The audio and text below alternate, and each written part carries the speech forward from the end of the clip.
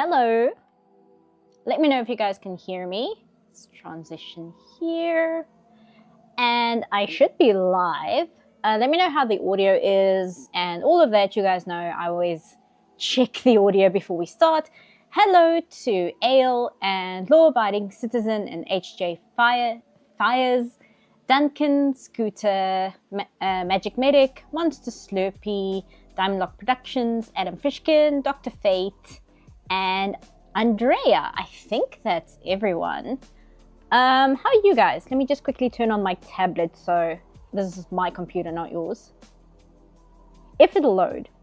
My cable for my tablet is actually a little damaged, so it doesn't always like connect like it's supposed to, but it seems to be good. And how are you guys doing? I have absolutely no idea what we're going to draw today. Oh, that's Blender, that's not brush. I downloaded some brushes from the Clip Studio Paint store, and they're very good, but they all have the exact same icon in the toolbox here. So if I have a pencil selected from this set, and I have a paintbrush selected from the set, they look exactly the same in the toolbox on the left. So I have like no idea which one is paint and which one is pen and which one is pencil. So that's a complaint I have. I'm in watercolor. Where on earth is my regular... Oh no, did I lose my regular brush? That's not good. Okay, no worries. Let me just see. Is it here? Where's dense? There, dense watercolor. Okay, crisis averted. Hey, how are you guys? You can hear me well, loud and clear? That's good, that's good. It was a choice between this stream or seeing Conclave. I'm too lazy to walk 70 minutes to the theater. Yeah, I hear you. My theater is in the next town over. I didn't really have plans to see the new DreamWorks movie about the robot. I forget what it's called exactly. But then I saw that it's directed by Chris Sanders, and I really enjoy his films. So now I'm going to have to make an effort to go to the next town over to go watch it. But how are you guys? Perhaps try drawing Orient Pax or D16 from Transformers 1. Oof, no, I don't think drawing Transformers is a good idea. When I draw Transformers characters, I tend to like really stylize them, just because trying to draw that much like mech. Yeah, I think a Transformer would count as a mech. Trying to draw a mech in general takes a long time because it's so complicated. So trying to do one on live stream while I'm chatting and all that is just like a terrible idea. It's not going to work. Hold on, this music is very soft. I want to turn it up a little bit. To about there. If it's too loud, we can turn it down. Just let me know. But yes, we need somebody to draw. And I was thinking of doing something like Halloween. I'm just not sure what. As I said in the community post, I was shocked. I've been watching Vinny play it. I'm shocked that the Silent Hill 2 remake is actually good. Like, that to me is like absolutely mind-blowing, because if you were here earlier in like one of the previous streams, that was a game I was absolutely dreading the release of, and then it came out and it was actually good, and so that was a pleasant surprise. I also watched Vinny play mouthwashing, which I know that's like I think it's gone a little viral, right? But I watched Vinny play it before it became like a massive thing online, and that is a phenomenal game. Like, honestly, one of the best written horror games I've seen in like many years, if not ever.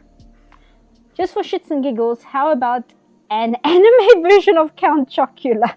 No, we don't actually have Count Chocula in my country. We don't really have any of the like novelty cereals, because I think they're all made by like Boones and Mills or something, and we are mainly a Kellogg's country. Kellogg's is like the one big cereal company that's here, and then the other cereal company. Oh, thank you, Avina.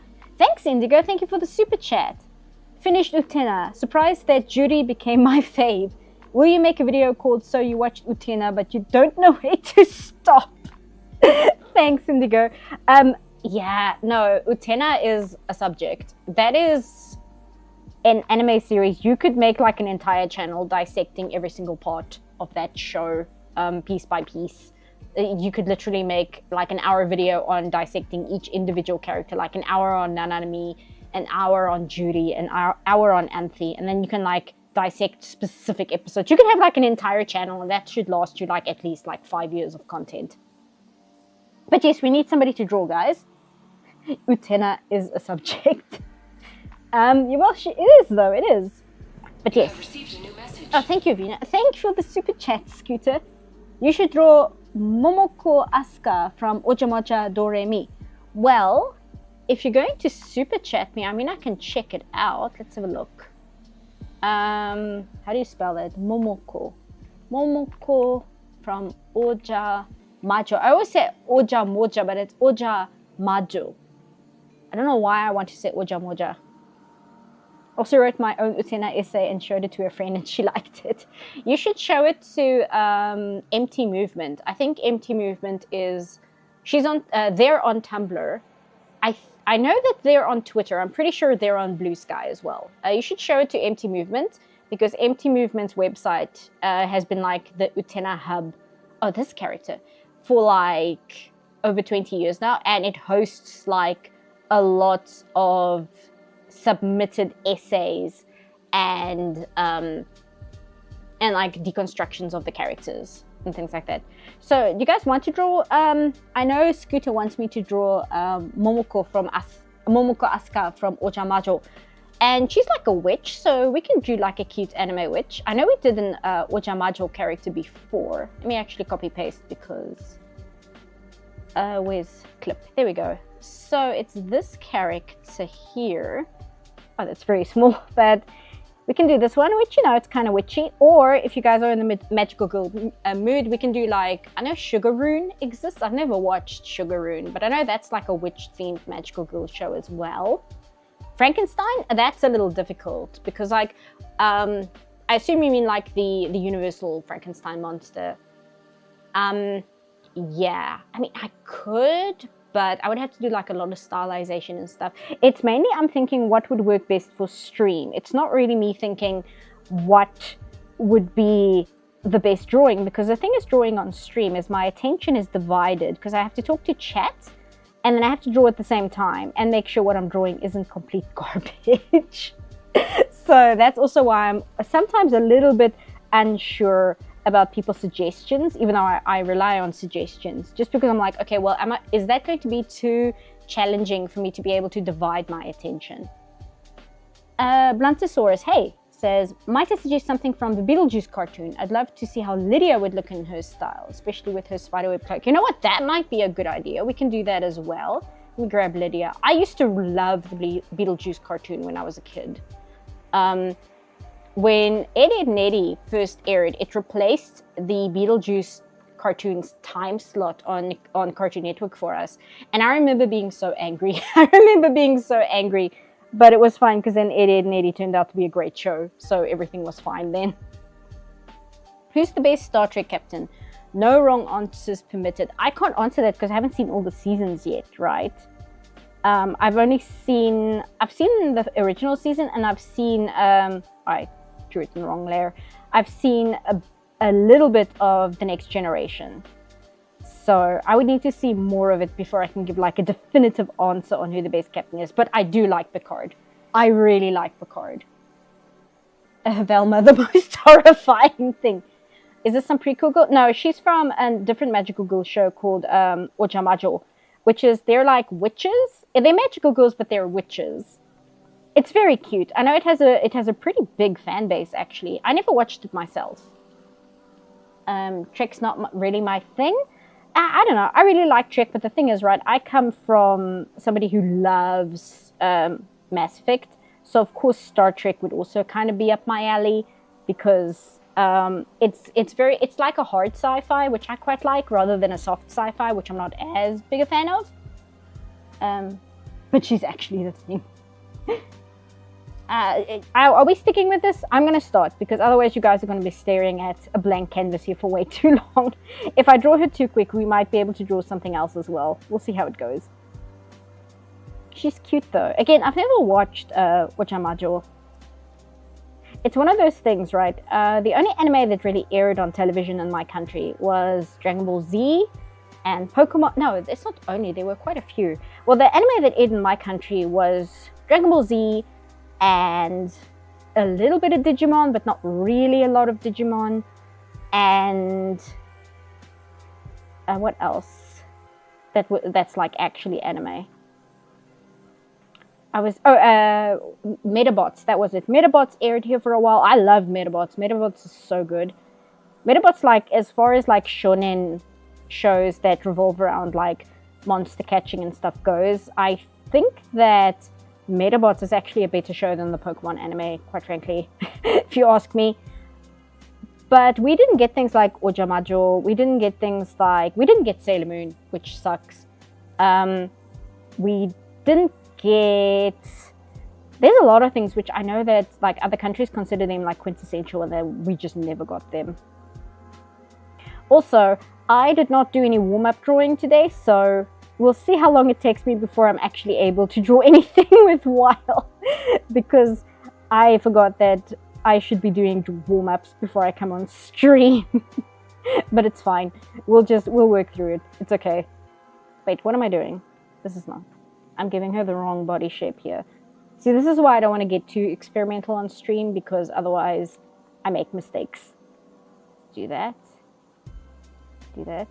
And give her like this body shape instead. Like that, yes. Rather than the one I was going for originally. Which season is the Digimon? I think just the first one. Like the first one. Because this would have been the late 90s or like early 2000s. And the only anime we really got before then was things like, I think I said before, we got Samurai Pizza Cats. But the big one in my country was Heidi. That was super popular. Heidi, Moomin, Maya the Bee, like those kinds of shows, those were kind of like the anime that we got. And most of those were like in joint productions with like European studios as well. So they're like technically anime because they were made by anime studios, but I always kind of am uncertain whether to classify them as anime because they're like a joint production, and they got like heavy notes from the European client. Oof, my tablet has major lag on it. Good lord, look at that. Don't know what's up with that. Let's see. Shoulder there, shoulder there. Do that.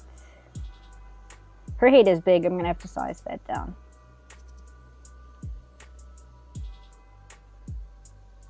Again, it's much better if I had actually done warm-ups, but it's okay. We'll survive. That's too small. Yeah, that's good. Thanks for taking my suggestion. My birthday is in 3 weeks from today, so I'll accept this as an early present. Oh, you're welcome. That's cool then. Because like I said, I was thinking of doing like a more horror themed thing because if you're not aware, I love horror. I absolutely adore horror as a genre. So I was thinking about it, but at the same time, I don't really want to do like horror themed things that are too dark on my stream at the moment. So that was also why I'd rather not do something like... Originally, I was thinking of maybe doing like Maria from Silent Hill. But then, like, at the moment, I'm just like, no, I don't really want to engage with Silent Hill 2 at the moment.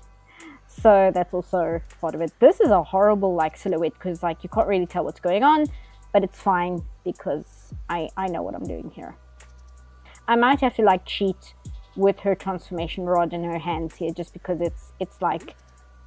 It's not a 3D object, but they might have used 3D objects when they were, like, animating it. Because... anime uses a lot of 3D objects in their production, like more than people realize. Most of their storyboards are actually done with 3D models, like straight up.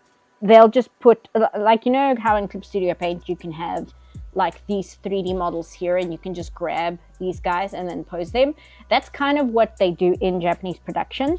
And then they just pose them and then use that as storyboards and then send that off to the animators. And be like, here's your storyboard, and it'll be like 3D, which is super useful, by the way. And she has like a dress here, like this. There we go. Have you watched Dragon Ball Daima yet? I have not, but I saw it is on my Netflix. I'm not sure, is it worth it? Because I read the Dragon Ball Z manga. I've read the Dragon Ball manga before, but I read the Dragon Ball Z manga earlier this, I think late last year or earlier this year, when Akira Toriyama died. And I really liked it. Like, I really liked the Dragon Ball Z manga a lot. And I think I actually prefer it to the anime. Even though there are things that I think the anime did a lot better than the manga, but I think overall I like the manga better than the anime. But I do know then you have like Dragon Ball GT, and that's like a whole thing, and I don't have a desire to watch Dragon Ball GT. And then there's like Dragon Ball Super, and I heard that's also not it's not super great. So I'm like not entirely sure. Is like Dragon Ball Daima, is it like another one of those where it's just like, oh, another one, you know? Or is there like some merit to needing to watch it? I've actually seen all of Sugar Sugar Rune, and it's excellent series in my opinion. It's the perfect blend of comedy and drama. I'll have to check it out because as I've said before, one of my favorite magical girl shows is actually what's it called now? A Full Moon wo Sagashite, or Searching for a Full Moon. And that show is great. That show is really good.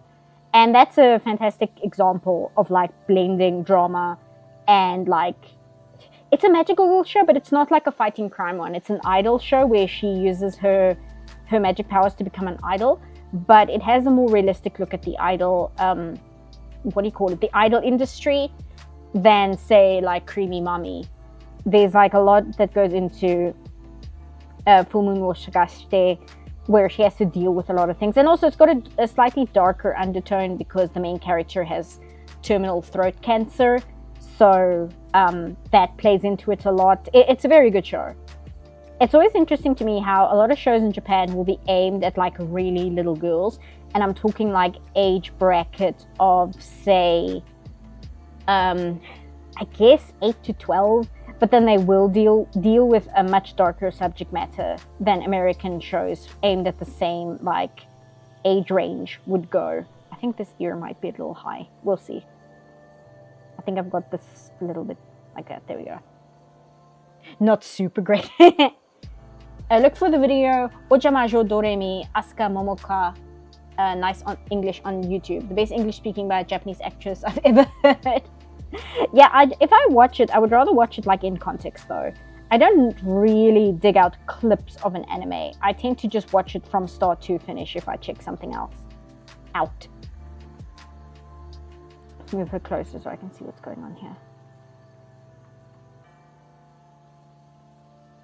Grab pencil, do that.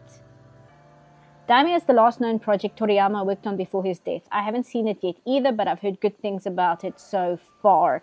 Really? Give me a sec. Let me check on my anime list what its score is. Let's see. My anime list. Thank you. Not super great. They've also been doing that in America as early as 1999. Brad Bird fed his Iron Giant storyboards to a computer program as a way to save money on the layout space. Yes and no. I wish I could show you some of the material I've gotten for anime production, but it is still under heavy NDA. So there's like no way I'd be able to show it on a live stream to an audience. But it's really fascinating, some of the Genga that was sent our way. It's really, really interesting how it's done. Oh wow, Dragon Ball Daima, it's got a score of 8.06 on my anime list. That is really high. Let me just check the ratio here at the bottom. Sorry, I know you guys can't see. I'll be done in a second. I'm just genuinely interested. You have received a new message. Oh, thank you, Avina. Thanks, Catharsis. Oh, thank you so much, Catharsis. It's very kind of you. Thank you, PC voice. It's Avina. Yeah, Dragon Ball Daima. Yeah, it's sitting at an 8 out of 10. That's super high. Like usually in my anime list, if something is like a 7.5 upwards, it's usually worth checking out. But anything that's like an 8 or higher is like ridiculously good. Do that. The Thing is the only horror film I think is good, at least American. I disagree. There are a lot of really good horror movies. I say that, but now I'm thinking some of my best are not actually American. Some of my favorite aren't American. But The Thing is really good. I'm trying to think what are like my other favorite horror movies that are from the States. I actually like the first Nightmare on Elm Street. I actually quite like that one. I prefer New Nightmare, but that's because I find New Nightmare a very interesting concept. But I wouldn't say it's like a favorite. That's just one I really like. As you say, The Thing is very good. I had like a list somewhere of my favorite horror movies. But then I admit, like, my absolute favorite horror movies include things like Santa Sangre, which is fantastic. But Santa Sangre, is it Chilean or is it Mexican? I can't remember if it's... I know that Jodorowsky himself is from Chile, but I'm not sure if Santa Sangre is a Mexican production or a Chilean production. But that's one of my favorites. Hexen, but I think that's Danish, if I remember correctly. And then there is The Innocents, but that's British. And Hausu, and that one's Japanese. So, yeah. But oh, you know what is good? Midsommar is very good. I know that's a more recent one, but Midsommar, I actually really like Midsommar. I find it very interesting. It's not like the greatest horror movie of all time, but it's one in recent memory that I thought was actually really worth it. The Void is fun, but The Void, I don't know, The Void is interesting to me. I don't think it's like a masterpiece or anything, but I do think The Void is interesting enough to be worthy of mention, if that makes sense.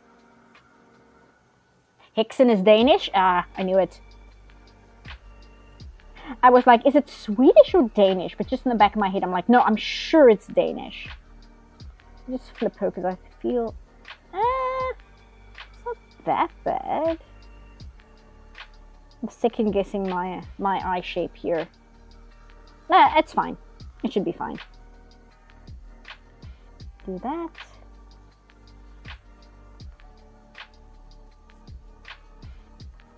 Always a big problem for me, especially when the eyes get really big. I find it tricky to have the character like look at the viewer when their eyes reach a certain size. It's actually easier when the eye is smaller because you can position the iris a little better, but when the eyes get like really big, it becomes tricky. Wikipedia says Swedish. Really? I could have sworn it was Danish. And I don't want to like make you guys stare at a static image while I look it up. You have received a new message. Oh, thank you, Avina. Hey, Roland, thank you so much. Kubrick was American, so his Shining would count. Yeah, The Shining is an interesting beast because Kubrick was American, but he made it after he'd moved to England, and it was made in England. So, like, what do you classify that production as? That's an interesting question. Well, I suppose you do classify it as American because it stars American actors. It's directed by an American himself, an American director. That's the word I'm looking for. So I guess that counts, yeah. Do this. There we go. Go back to 6. She looks a little scary. It's always a little bit scary until I do like the shading on the eye. So I'm always like, don't worry, it'll look better once I add that. Think it might be a co-production? Yeah, that's possible.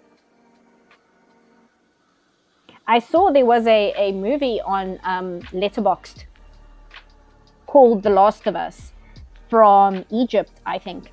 And I was like, is this an Egyptian movie? But when I looked it up, it's like a co-production between like 4 countries, which is annoying to me because then I don't know what to classify it as. It's like, is this an Egyptian movie? Is it a Lebanese movie? Is it an Italian movie? What do we classify this movie as?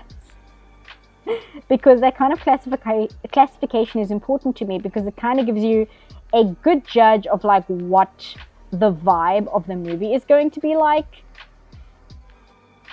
So that's kind of a unique problem. But as I said earlier, a horror movie I would recommend to everybody is actually House. I call it Hausu because it's Japanese and it's just kind of easier. I think most people refer to it as Hausu. But if you want to watch a really fun horror movie that is not scary even in the slightest, but is really, really fun and imaginative without being like annoying, I highly recommend Houseu. It is a really good time. It's one of those like acid trip movies, but it's really good. I like it. Highly recommend that one. Here we go. I'm making this eyelash curl too high and it doesn't feel natural to me. There we go. I don't want to ruin the mood here, but today is High Guardian Spy's 3rd anniversary. Oh no, gone but not forgotten. High Guardian Spies. Is it kind of sad that of like the 3 shows I've covered in depth on my channel, like My Adventure with Superman, Velma, and High Guardian Spies, like, and ironically High Guardian Spies is the best out of the 3 of them, and I mean that like genuinely.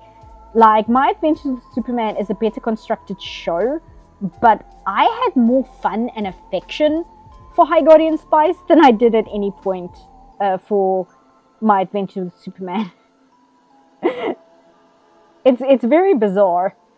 So never let it be said that High Guardian Spies didn't have something going for it. Because I actively enjoyed spending time with that show more than I did My Adventure with Superman.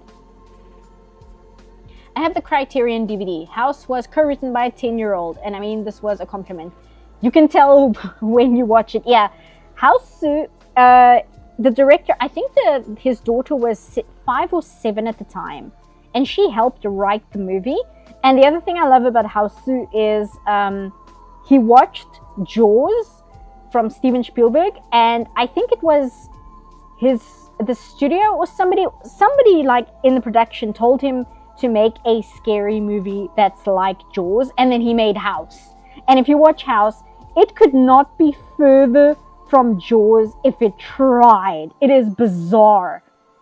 It's more like a Scooby-Doo movie than anything relating to Jaws. So that's kind of great. Again, Houseu is great. Highly recommended. Big favorite of mine. Not scary at all, not really upsetting at all. It's just a really insane movie on purpose. It's like purposefully insane. It's really good. Have you watched the animated series Avengers Earth's Mightiest Heroes? If not, I highly recommend it. It is very good. It was this show that made me laugh, that made me a huge fan of Ant-Man and the Wasp. I have not watched it. I'm not super into DC, but I will say that of DC that I'm into, their animated stuff is probably what I'm the biggest fan of. I know not everything they make that's animated is great, but I feel like their animation department in terms of writing hits more than it misses. Do this. Do this. Let's check her head size. Her head is still very big. I'll check when I draw the rest of it. I might have to scale it down, but we'll see. You reblogged some Cult of the Lamb content from Bam Sarah. I'm curious if you are interested in the game.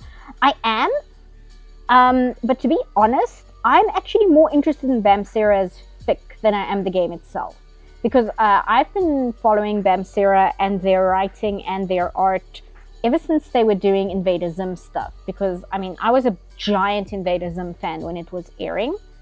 And then when the movie came out, the movie's very good. When the movie came out, there was this resurgence of fan content, and I kind of found my enjoyment of what made the original series great. So I started following Bam Sarah, and then they kind of moved on to other fandoms and started writing for other fandoms. And I just kind of followed them because I like their writing. I really enjoy the way they write. So any interest I have in A Cult of the Lamb is like from Bam Sarah's writing more than it is like the game itself. Have you seen Transformers 1 yet, since it's released digital now? I haven't. I'm not entirely sure if it's good or not, simply because the people I've seen speak about it are Transformers fans. So I'm not sure what the general consensus is. From what I hear, it's not a complete train wreck though, which I suppose with Transformers is the most we can ask for these days. No, it's not like that. It is like this. do that. There we go. But as I said, the movie theater, the one closest to me is in the next town over, so I actually have to like make an effort to go there. You said it was digital release though, but it depends where, right? I haven't really been watching anything much at the moment. I've been watching Columbo for the very first time, and I'm really enjoying it, so I've been watching that. But otherwise, I've kind of just been watching a lot of YouTube. I've been watching Joel play Voices of the Void a lot, but I caught up with all his streams of that today, so I'm gonna have to find something else to watch. And I've been watching Vinny play Silent Hill 2 Remake, and that's kind of what I've been keeping myself busy with. I feel her head is really low. I really feel like she needs more of a neck. Again, I didn't do warm-ups before streaming, you can tell. Because during the week, I have been doing key animation for the project I'm working on. So I've been trying to give my wrist a break when I'm not working. So if you're wondering why I didn't do warm-ups, that's the reason why. Also, I forgot, but but the giving my wrist a bit of a breather is like the actual reason. Let's see, elbow there, arm there, elbow there, arm there. Okay, so the hands will be here then.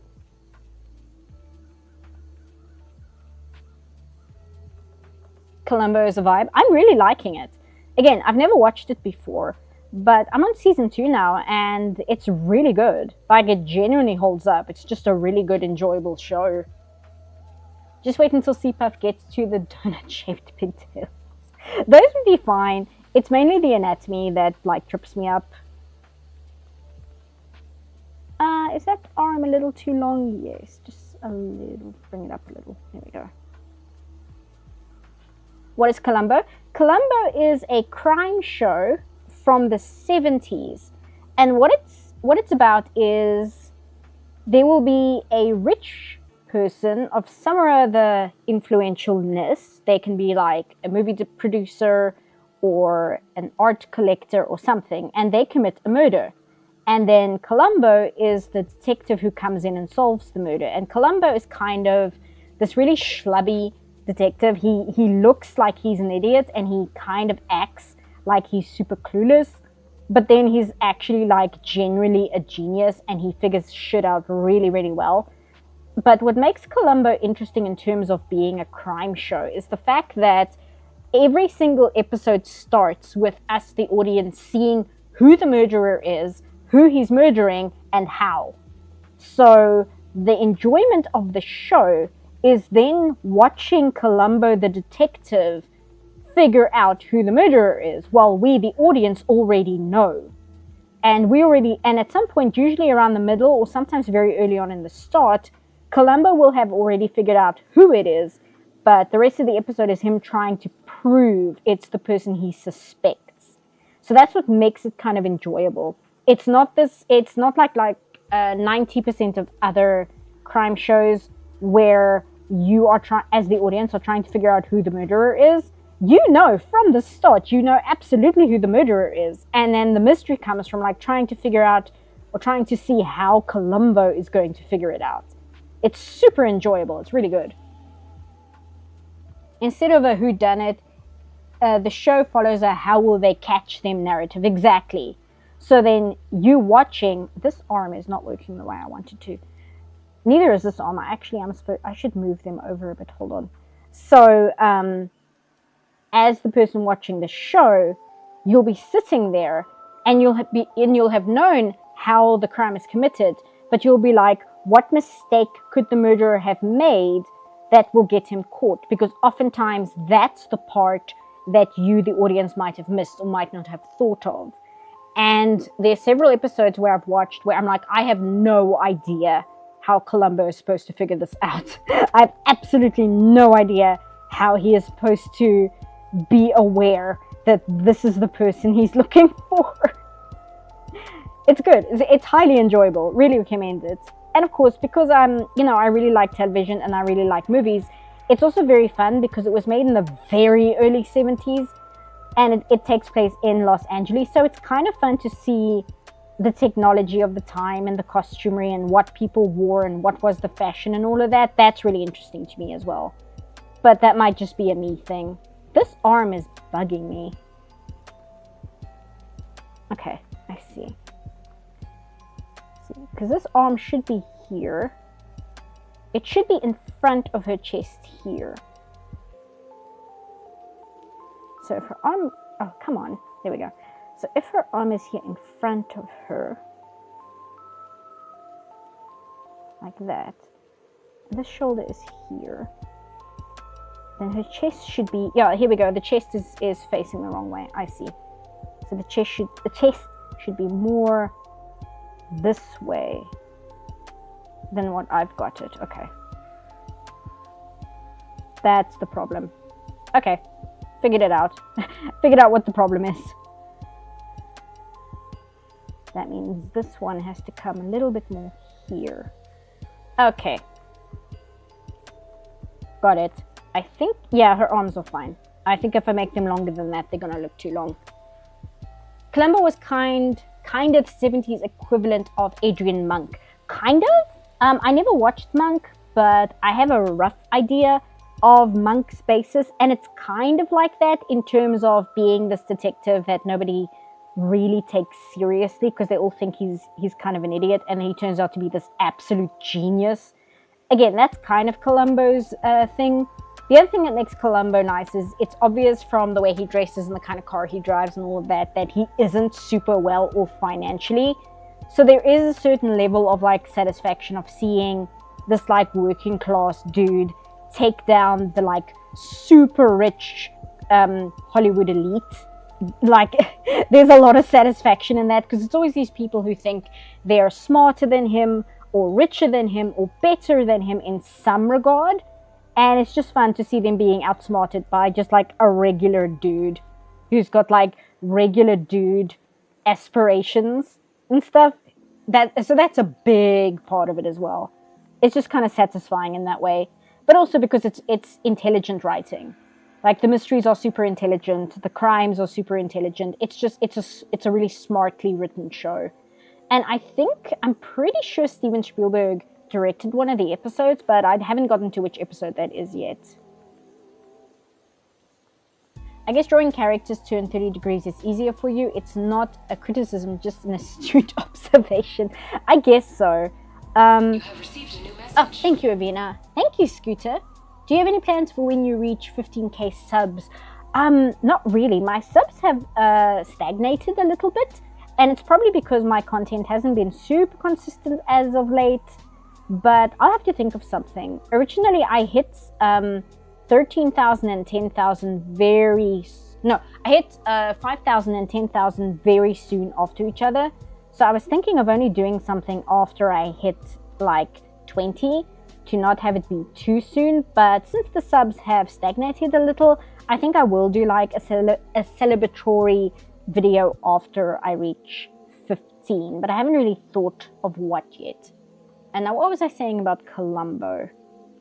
Oh, Steven Spielberg wrote an episode, but I haven't gotten to what episode that is yet. But really good show. Very well written. Highly recommend it. Really stands the test of time. And I think that whole thing of like being a working class person taking down like the 1% who think they are just above the law based on their like social status and how much money they have. Like, that's a universal theme that's going to be enjoyable regardless of the time period. So yeah, good show. Recommended. The episode they produced after the pilot had Spielberg at the helm, a few years before they moved to from TV to feature films. Oh, okay, gotcha. Okay, now her outfit. Oh wait, she's got these like hair loops as well. Let me just throw those in, put it in a different layer. Before I start adding like a hat and stuff. Yeah, so she's just got these like hoops at the back here. Like that. Do this. I'm trying to think, what else have I been watching? I did want to watch The Great White Silence, but I decided now might not be the best time for that. So that was another movie I was looking at. I'm trying to think, what else? My friend who runs streams over on Twitch, they will do like themed streams, and for October they did horror movies specifically that take place in theme parks, and apparently there are not that many of them, but I do know they streamed Santa Sangre, which is great because I really like Santa Sangre a lot. Let's check how are things looking here. Are we good? I think we're good. Yes, stream healthy, we're all good here. Okay. I found your channel in April 2023 when you reviewed Velma. I think you had 7,000 subs then. You have 13,000 subs now, 18 months. Trust me, it will not take long reaching the 15. We'll see how it goes. The Magnifico video, I had to pause it while I was dealing with, real life stuff and doing the keys on the project. But I'm going to be starting that again on Monday. I'm almost finished script-wise, and I don't think it'll take me that long to edit, so we'll see how that goes. Essentially, all I have left to do in the script is I have a section near the end where, after I've laid out my entire grievance with the way the movie is written and why I think Magnifico is the best character, but also how him being the best character harms the movie, I have a section called How Did We Get Here?, which I think will probably be like the last section of the video. So I just need to write that part, and then I'm basically done with the script. And then I can get to editing and such. This is a little long. I might have to squish these a bit here. So that's where I am with that. So that won't be too much of a weight lift on that one. There we go. And after that, I know somebody asked on my community post, they asked what I'm thinking of tackling next. I'm still thinking of tackling Has-Been Hotel next.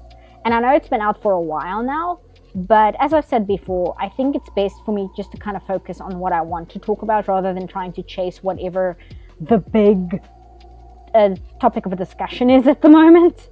Because I just work too slowly, because I'm working full-time as well. And it's just better for me to kind of focus on what do I want to talk about rather than like what's the new hottest thing to talk about, right?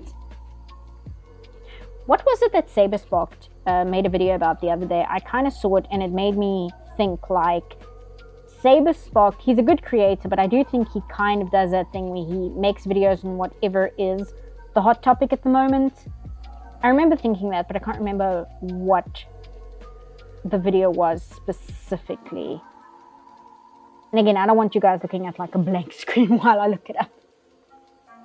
Will you cover the Halloween special of which show?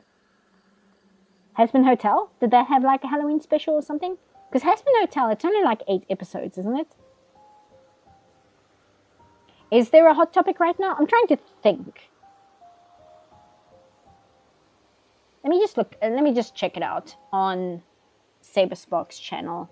I might be completely wrong. I just have a vague memory of this whole Saberspark.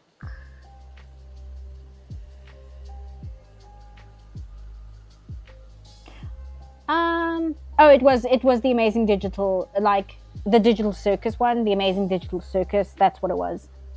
Apparently that's on Netflix. I was shocked while I was scrolling Netflix and that show is just on there, and I was like, wait, what? I thought this was a YouTube thing. A liquefy, here we go. Yes, nudge. Yeah, I think that's fine. Oh, now I'm going to need this up a little bit.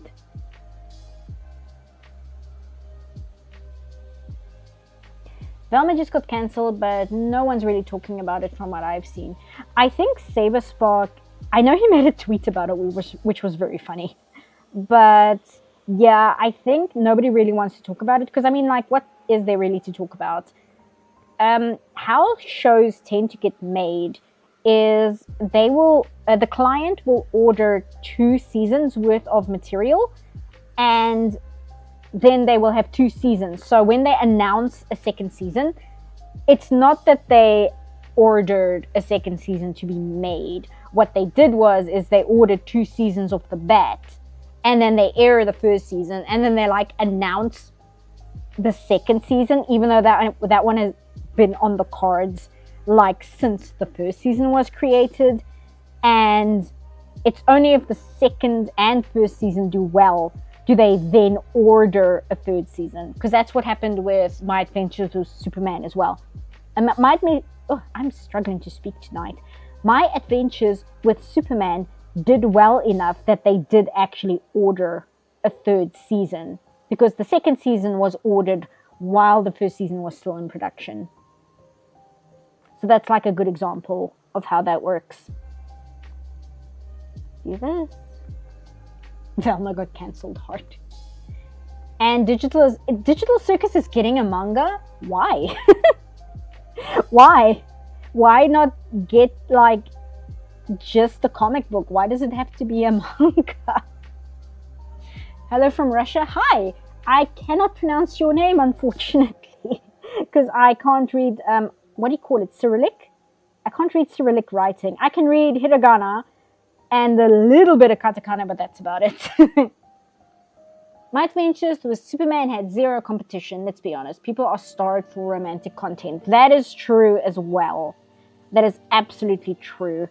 And I think part of it is also that shoujo anime has also been neglected to a massive degree. That's the other thing, right? Because shonen makes so much money, that's kind of where the focus is. I do know there's a bunch of really good shoujo shows coming up though, which I'm quite excited about. So things are looking up, but I think that's also it, right? People who watch anime also don't have any romance anime to watch. So it's not even just that there's no competition. It's like there is literally nothing in terms of new romance content. That's a good point. I didn't think about that before, because I don't really seek out romantic content. I mean, I'll watch it if it's good, but it's not like a genre that I would be starved for if there wasn't anything out for it. You know what I mean? You covering the other seasons of My Adventures with Superman, the one with Supergirl? I'm not sure, because my reviews for that didn't do as well. Even though I know the other 2 subjects, Velma and High Guardian Spice, were more hot topic. It seems people weren't super into My Adventures with Superman. It was well enough received, but it's not something where I want to beleaguer the point a little bit. And I think it would be in my best interest in terms of the channel for me to talk about some of my other interests or other topics that I want to discuss, rather than stick to My Adventures with Superman just because I did the first season, you know? Let me just see. 1, 2, 3, 4, 5, 1, 6, 7. Okay, so it's 8. So 1, 2, 1, 2. I'm terrible with numbers, so excuse me. If I look like an idiot, it's only because I am. So that's 6. What am I doing here? 1, 2, 3, 4, 5, 6. Oh, okay. I think that's correct. I don't know. Otherwise, I'm going to have to grab her brooch and just, like, trace it, quite frankly. Let me do that, actually, instead of trying to figure out how the segments work here. Do this. Oja Majo brooch.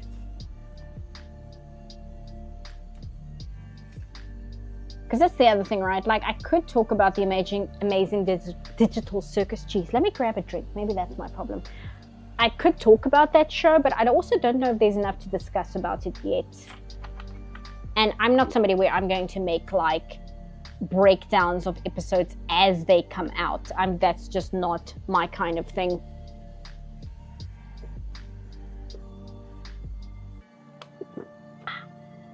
Probably because My Adventures with Superman was considered good to meh by many, while Velma and Spice had controversies as boosted interest in them. Yeah, no, absolutely. I agree with that. The other thing I was thinking of making a video on, but I really don't think anybody would watch it, is I wanted to make a video similar to the one I made many years ago regarding why 1930s cartoons are like that. I wanted to do a video about the origins of shoujo manga, like where that came from, because I find that entire history fascinating. But that seems like too niche a subject matter. Because I've seen like creators cover shoujo in general, and the numbers on the videos, even from like really big channels, just does not reflect very well. It doesn't seem to be a super popular topic in general, and I don't know whether it would be worth the amount of time and effort I would have to sink into it to get all the information correct and stuff. Maybe at some point in the future, but I don't think it would be feasible right now. Again, I'm just tracing this because okay. If they gave Digital Circus a manga, they should do the same with Skibidi Toilet. There was a rumor that they were going to make like a movie based on Skibidi Toilet, but as somebody, I think it was Joel, somebody said that they announce movies like all the time, and it doesn't mean they get made. I mean, how many times have they announced an Akira, like American version of Akira, to get made? Like, how many times has that been a talking point? I think I was hearing rumors about an American Akira movie like before the internet was like really widely distributed. That was already a talking point online. Still waiting on Kung Pao 2. Okay, let's see. She does have, okay, she's got like little, okay, I'm actually not going to do that yet. I'll do her gloves first, and I'll do the underskirt, and then I'll do the petals. That's a bit too far. There we go. I'm still waiting for Owen Dennis's Among Us series. Jeez. Just watch The Thing. Just watch the movie The Thing. That it's literally the Among Us story. That was a joke that people were saying, where they were going to get kids and they were going to be like, oh, we're going to watch the Among Us movie, and then they just put on The Thing. Which is technically not wrong, but you would cause like some serious psychological damage if you did that. Do this properly. Okay, so it'll be like there. And then like that, I think. Yeah. Down. What do you think? A Skibidi Toilet film directed by Michael Bay has been confirmed. Yeah, I heard that. But again, it's like, oh, we're planning to make that. Whether or not it actually gets made, we'll see. Oh, I see. I got it wrong here. It's actually just a cuff like that. Because as far as I understand it, the whole like Skibidi Toilet thing, it's just like an object head thing, right? That's actually all it really is. It's basically like an interdimensional war thing between like object heads, and the whole like toilet thing is just because haha kids think it's funny. But it's no weirder than some of the stuff that like my age group were into during the internet. So I can't even be that salty about it, because it's like, yeah, we had our stupid things too. Oops, not that. So I'm not even like angry about it. I think the same reason kids think it's funny, like the haha toilet thing, is why a lot of people think it's a really stupid thing for kids to enjoy, because they hear like the Skibidi Toilet part and they're like, oh good lord, what the hell is this? And it's like, nah, it's just some internet like story thing. It's got a stupid name because kids haha toilet, but otherwise it's not that much different from any other like online narrative aimed at a younger audience, right? Like, it's basically, as far as I understand it, it's no different than like the Dream Minecraft server stuff. It's like on the same level as that. It's just the thing that the kids are into. I still don't really know what Skibidi actually is. Yeah, as far as I know, because I haven't looked into it too much, it's basically that. It's an interdimensional war with a bunch of object heads, like, and it takes place in like various places, like the back rooms and stuff, and that's about it. do you have any thoughts on Lackadaisy? I have been following the Lackadaisy webcomic since the DeviantArt days, and I haven't really caught up with the show yet, but I quite liked the comic.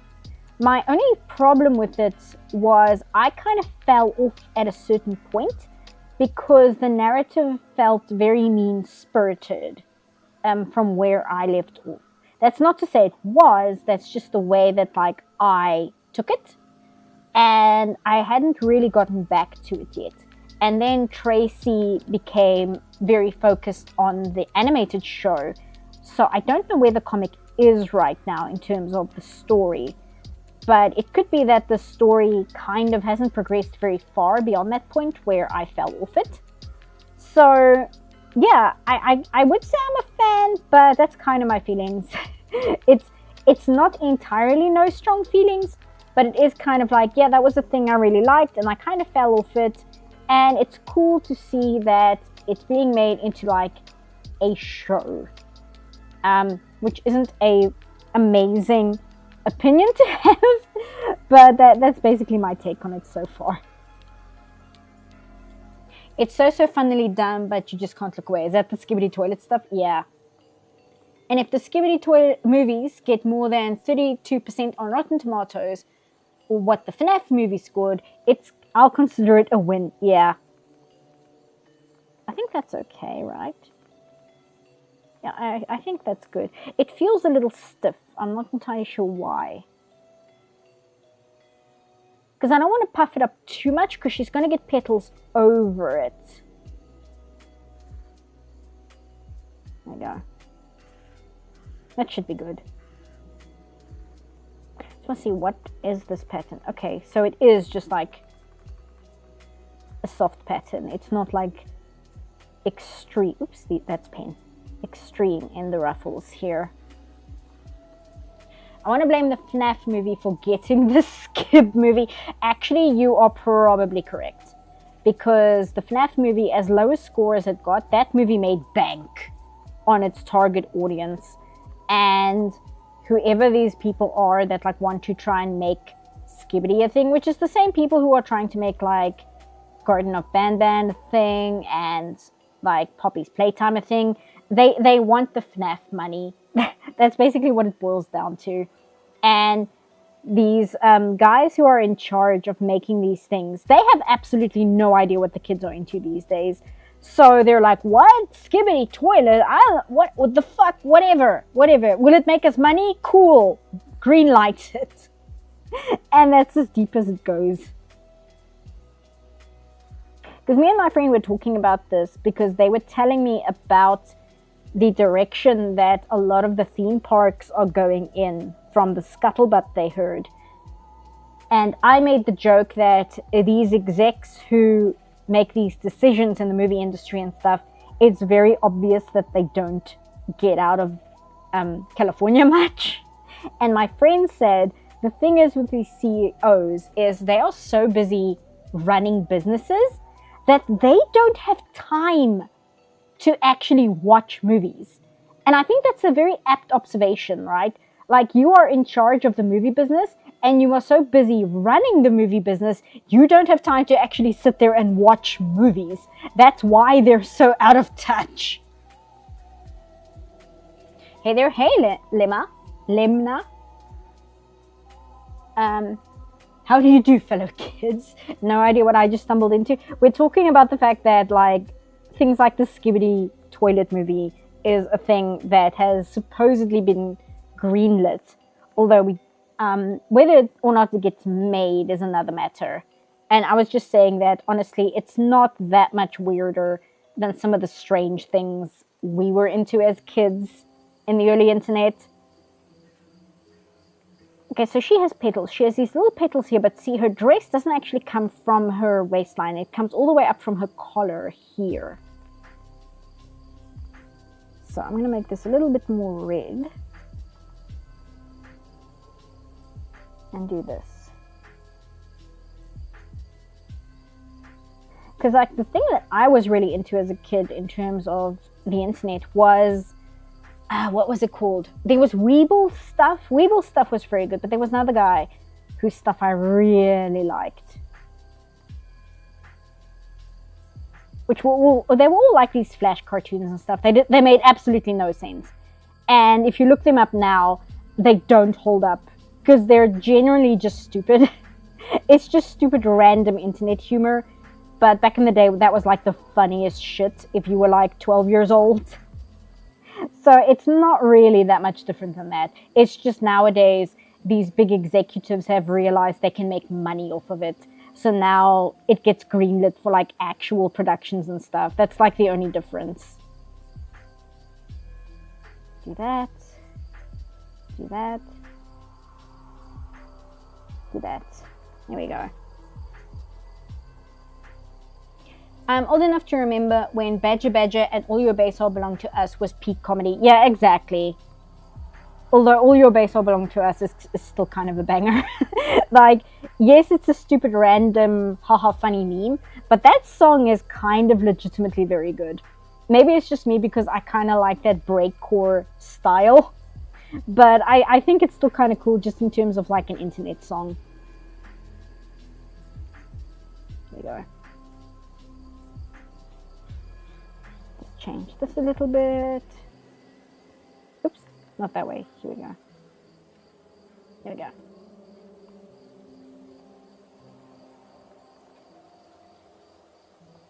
Hiding from the Skibidi mess. Seapuff was a fan of lol, so random humor. Absolutely, I was. To this day, one of my favorite kind of styles of comedy is not lol random humor, but like absurdism. Like, I genuinely really enjoy absurdism. So yeah, a lot of these like lol, so random kind of thing, like jokes built around that, I do genuinely find funny. But it can't just be random for random's sake. There should actually be some kind of intelligence behind the insanity, if that makes any sense, which it probably doesn't, but I think you know what I mean. There's a difference between a 14-year-old on TikTok being, wow, so random, lol, and like actual absurdist humor, where it takes real effort to be a level of weird that nobody has actually seen before. Like, I think Adventure Time is a good example of that. Adventure Time to me is an example of very intelligent, lol, so random humor, where it's not just some teenager on TikTok trying to be funny. There's a great Flash cartoon that I actually really like called The Ultimate Sonic Fanfic. Also, hey Brian, The Ultimate Sonic Fanfic. And there's a great part. It's literally just a Flash cartoon where somebody made like a fake Sonic fanfiction that's just like every Sonic fanfiction you've ever read. And right at the end of the short, Sally kicks Sonic in the nuts. And he's like, why the fuck did you do that? And she's like, I'm being random. Like that kind of random humor. Actually, no, I'm not gonna try and find it because I just remembered it has the C word in it, and YouTube hates anything that has that word. It'll demonetize me so quickly. It's random imagery rather than true random punchline. I guess so, yeah. Like I said, I think you require actual talent to be able to construct something that nobody has actually never seen before. Instead of just being like annoying, right? Because being annoying is not actually that revolutionary. There are lots of people who manage to be annoying without being funny about it. Hey, Aphrodita. Is that okay if I say it? Aphrodita Bayitovska. I think that's it. I don't know if I'd be able to say that all in one shot, though. True enough for CEOs, but that doesn't mean they can't hire a production chief to manage the actual films and not be totally up. Absolutely. But this is also why trusting the actual artists is so important.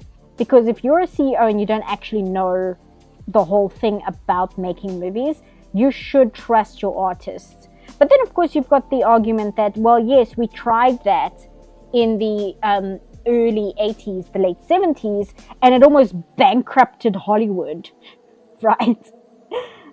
So like with literally everything in life of all time forever, The answer is to have a balance of both. Unfortunately, you do need a balance of like the business-minded guys who can kind of rein in too much insanity, and the creative guys who can kind of be like, no, this is how you make a movie, to the money counters. You do kind of need both sides, and it's really annoying. Okay, again, I'm going to puff this up just a little bit because I've been a little bit too conservative with this. Annoying orange is peak annoying. Yeah, that's like an example of lol, so random humor that is not intelligent or funny in any way. It's just kind of annoying and doesn't achieve much in terms of anything. I think like Fred, like from the early YouTube days, that's another example of the like lol, so random, but in a way that's not clever or funny. It's just annoying. Who am I drawing? I am drawing a character called Momoko, which somebody requested in chat, from Ojamajo. There we go. I can just add a little bit more of this. There we go. Because yeah, I was thinking of maybe drawing something from the Silent Hill 2 remake, or just Silent Hill 2 if you prefer, or like mouthwashing or something, but I'm actually not in the mood to draw something really dark at the moment. Okay, I think that's it for sketch. Oh, I need to actually detail these hands, and then I need to... You have received a new message. Oh, thank you, Evina. Thank you, Indigo. Thank you so much. I thought about your Squid Emperor. I think the appeal is in how he conveys classic romantic ideas like adventure, ambition, passion, and bold prose. Kind of, but in actuality, why I like him as a romantic partner in that game is because he has long, meaningful conversations about you, and that's literally it. He has long, meaningful conversations about you, with you, about the nature of existence and like emotional vulnerability, and like that's it. He's lonely and he has deep philosophical conversations. It's really is that easy with me, right? Because there's a bigger discussion, which I'm not really equipped to have at the moment, regarding the representation of the other, whether that be being queer or being neurodivergent, or any one of those like ostracized things, maybe being disabled, anything along those lines, being a minority, that a non-human character in a cast that is largely human-esque can represent. There's a lot of that as well. But geez, now I'm going to have to try and draw a fist. Bear with me. No, wrong flip. There we go.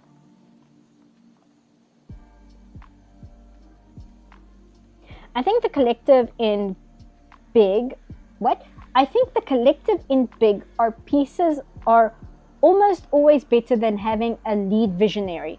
To me, it's like original Star Wars with actors and writers telling George Lucas he's wrong confidentially, and no one questioning him in the prequels. You can clearly see the difference. Yes and no, because there are some projects where there's like a singular person at the helm, and you can tell that the project would not be as good as it is if there wasn't that singular person in charge. So it depends, really. I might have to grab reference for this because this is not going well. Hold on. Turn these off. Oops. So I can see what I'm doing. Let me just grab some reference.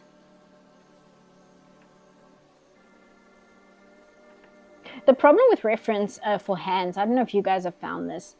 Almost all the reference for hands will be, no, this is the wrong folder, will be on the inside of the hand. Very few reference material will show references for hands from the outside. And that's really annoying to me because it can be so difficult just finding proper reference. Just because people always kind of reference the hand from the thumb side. I'm like, I want it from the outside of the hand, not from the side of the thumb. Please, I'm begging you. Which category of random humor do you think Team Fortress 2 Gmod animations fit into? It depends on the person making the animation, quite frankly. A lot of them do very well, but a lot of them are not as good as they could be. I think as well, a lot of it has to do with intent. Sorry, guys, I know you can't see my screen. I'm just looking at reference here. A lot of it is intent. And I think a lot of things that are funny... Oh, sorry. I think a lot of things that are funny in the haha so random are people just kind of doing what they themselves think is funny. Whereas things that aren't really funny in the haha so random way are people who are like purposefully looking for that kind of clout, if that makes sense. They purposefully want to make something that makes other people go, haha, that's so random, right? Let's see if I can do this. No, let me do it this way. Which image is this? Not that one, not that one. This one. There we go. And I just want this one, please.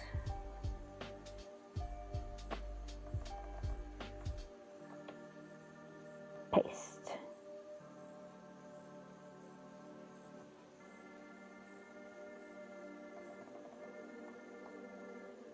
Do that. Scale, rotate. It's, you see, this is exactly what I'm talking about. It's on the wrong side of the hand. Drives me crazy.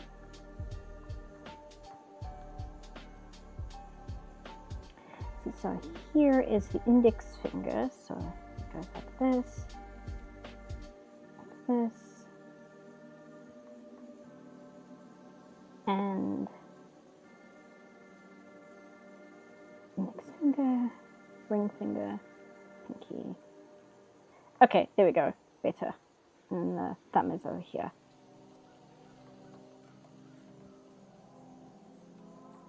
Okay, there we go.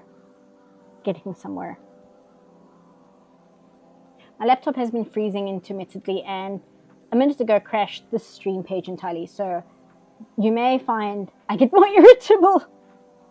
No worries, I know how that is. Never be afraid of having someone on the crew asking, what if we do this? I can imagine even the guy who holds the mic can ask a question that would make the director think about the scene.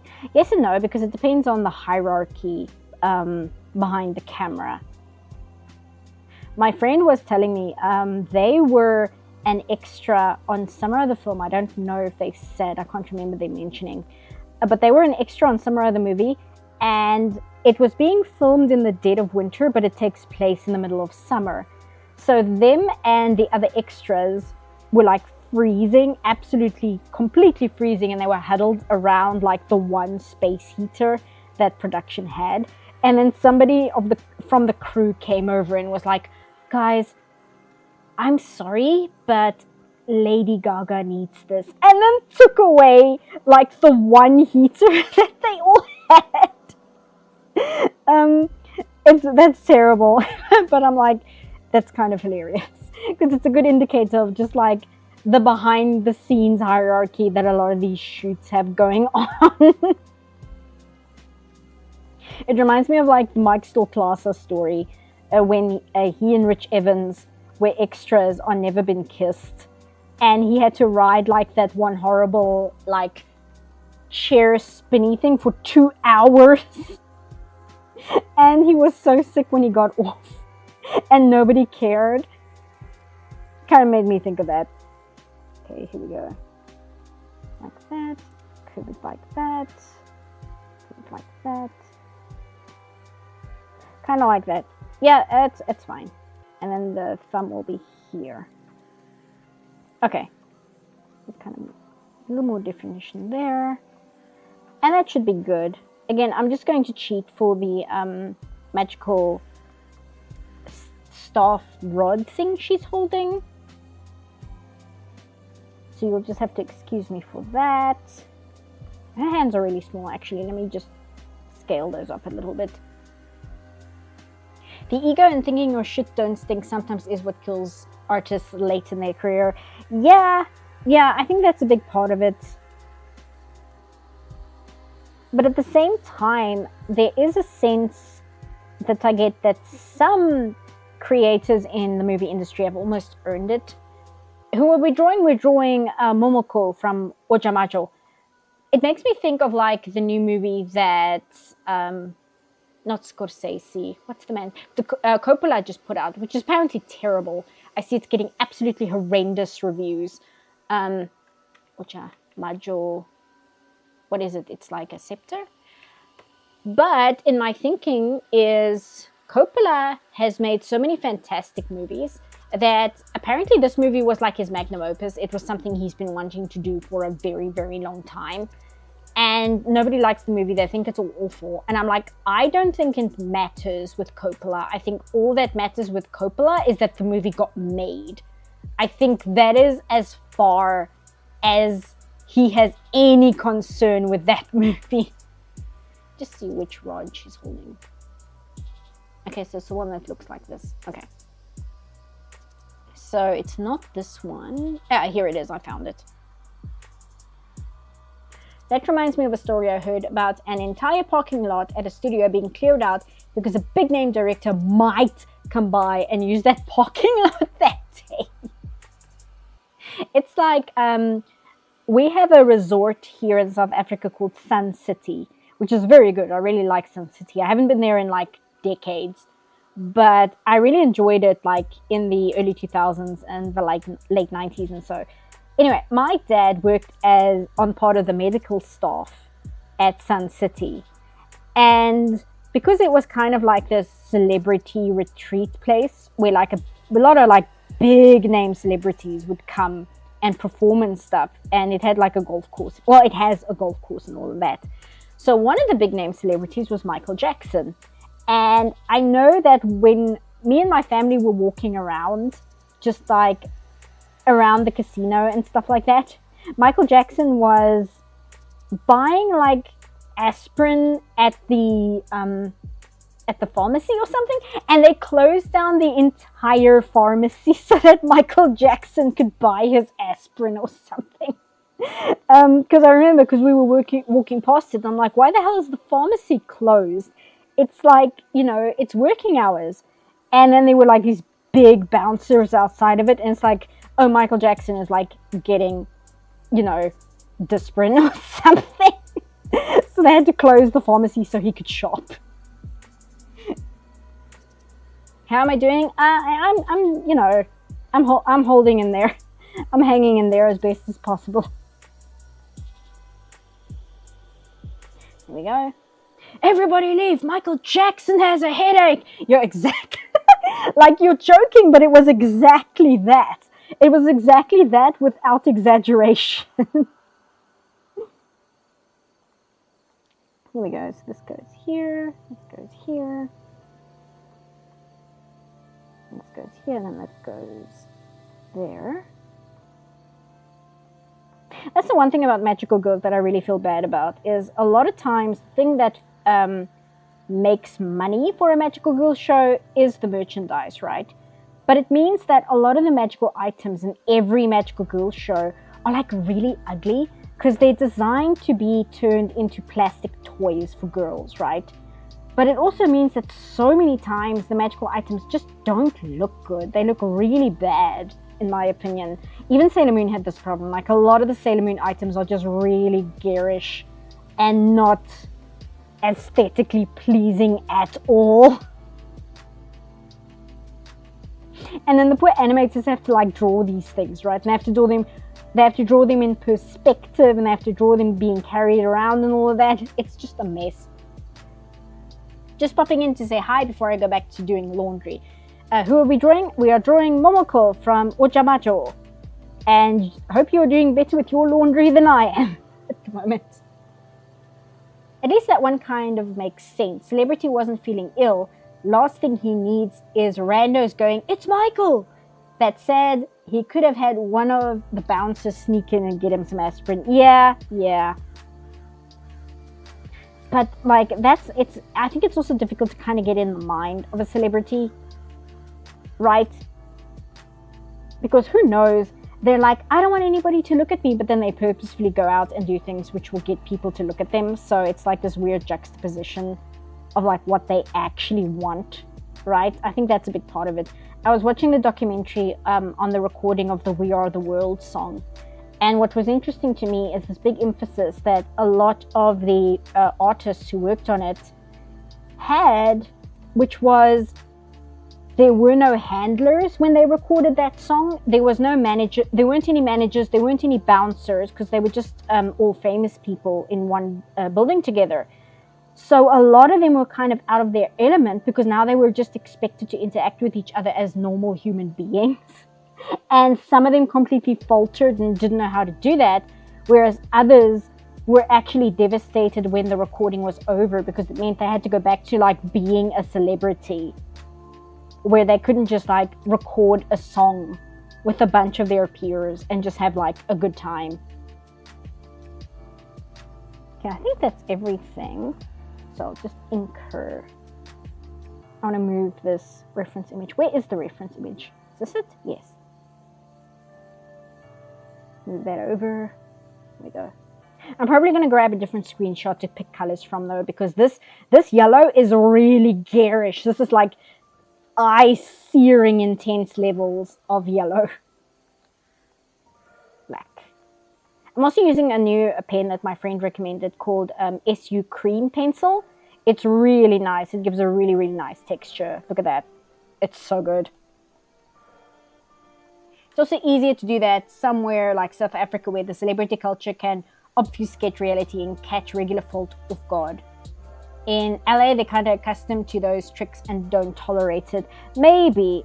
I know a lot of celebrities say they really enjoy South Africa because South Africa, we recognize celebrities, but our culture is not to like swarm them. We kind of have this culture of like, hey, is that so-and-so? And like being excited about it. But we kind of just leave them alone because there isn't this like big celebrity worship culture here. So I've heard so many celebrities say they like coming here because people will recognize them, but they will largely leave them alone. And in South Africa, it's because it's considered rude. If you see a celebrity, you're not going to bother them because that would be rude. So a lot of them kind of like that. I think they recognize just enough to give them that ego boost, but they're also kind of left alone, which they don't really get in the States especially. And that's why people love their jobs as ghostwriters and music producers, for the people who actually want fame. Do this. You see the nice edge this has? I really like it. It's really good. There we go.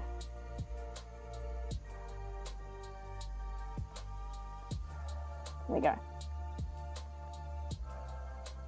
Do that. Turn it down. There. You could carjack them though. Yeah. Since you just complained about it, can you list one of your more favorite magical girl designs? If you want, also do one that you find particularly egregious as well. The one I really like, and I do have a bias just because I like the show so much, but I actually really like the Super Sailor Moon outfit. Let me grab it quick because I know exactly where it is. I really like the Super Sailor Moon outfit. I kind of prefer the anime one to the manga one just because the anime one, for animation's sake, is a little bit more structured. Where is it? Sailor Moon. There we go. Whereas I don't like the Eternal outfit as much. I think it's a little over-designed. It's a little over-designed. Stars, Super S. Why, maybe Super S will have it. Here we go. Yeah, here we go. This is a good enough example. I really like this outfit a lot because it has a good balance of like the white without being too blown out. The ribbon is very good. In the show itself, it's a little bit translucent. You can see through it a little, which is cool. And this is promotional material, so it's more pink. But within the show itself, this is actually quite very red. I'm not a big fan that they've changed the red parts of Sailor Moon's outfit to be pink. I actually really don't like that. And it's just a color balance that I really like. I really enjoy the color balance they have for this outfit in particular. So that's one I really like. The other one I really like is Cure Milky's outfit. But I do think that Cure Milky's outfit is a little over-designed to a degree. I think that she should have taken off one thing before leaving the house. Let me grab it. I just want to show like visual references on screen so you guys aren't like confused as to what I'm talking about. There we go. That's a cute outfit. Copy this. Copy. Keep Studio Paint. Paste. Whoops. Ah, that's not what I meant to do. That's what I meant to do. So that's Cure Milky's outfit. I like it. I think it's really cute. I'm not a big fan of the asymmetry with the legging here. I would have had the legging be either on both legs or not have it at all. I'm not super fond of this part. And I'm also not fond of these two dangling things next to her head. I think if you took away the dangling stars and like got rid of the asymmetry here and decided on one or the other, this would be a fantastic magical girl outfit. Like, I have no problems with anything else in this outfit except those two things. Actually, hold on. Turn a pen.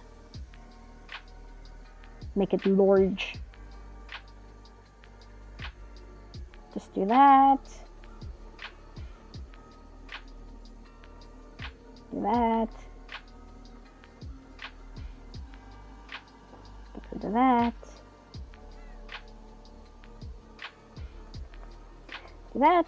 And there we go. No, that's not gonna work. No close gap. Tolerance. There.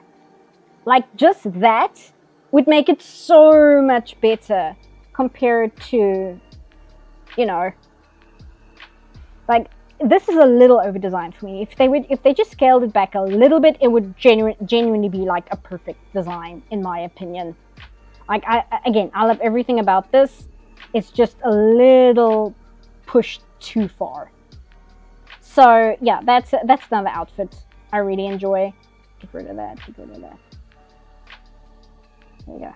Make this red just so I can see what I'm doing.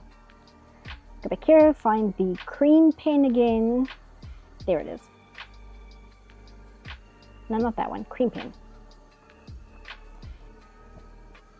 What's my favorite Sailor Moon season? The third one, Sailor Moon S. I like stars, but there's things about stars that I'm not a big fan of and could do without. Whereas Sailor Moon, Season S of Sailor Moon, there's very little I have to complain about in that one. To the point that Sailor Moon Season S, they even made Chibiusa tolerable in that season. So that one's my favorite. I'm still surprised that Usagi was naked in the final episode of Sailor Moon. How did that make it past the censors? Because Japan has very different sensibilities regarding nakedness than the West does. In Japan, being naked is not inherently sexual because they have communal bathing. And in the case of Sailor Moon, it was to represent purity. That's what that is. There we go. Actually, I want to make these a little thinner. There we go.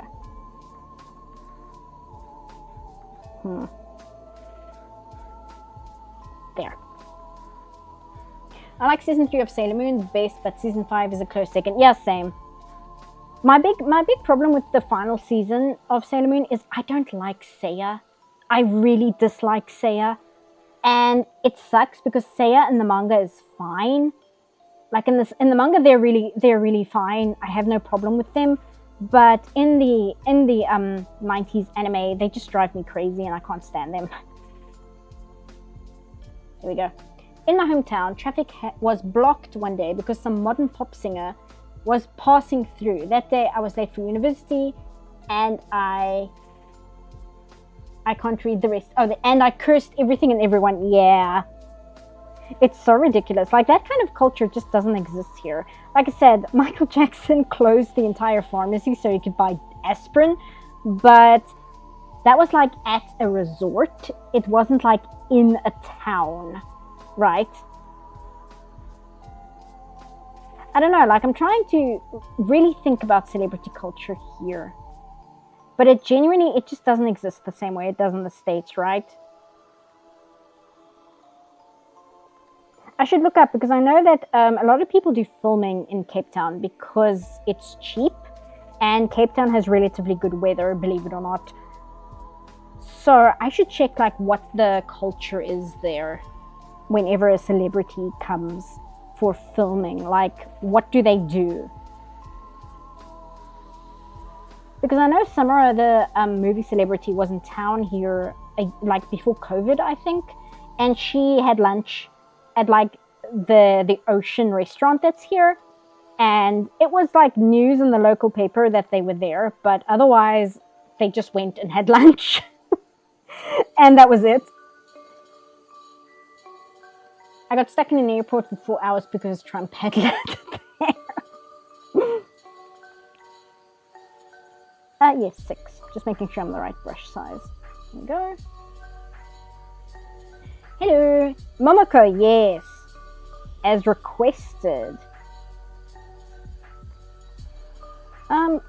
This is a very long line to do all in one shot. I might have to use the curve pen for this. You have received a new message. Oh, thank you, Amina. Thank you, Classic for Real. If you can make your own anime/manga, I think you're asking like, what would I do? I'm not sure, because I'm more a person that helps other people bring their ideas to life, right? I'm not like the concept person.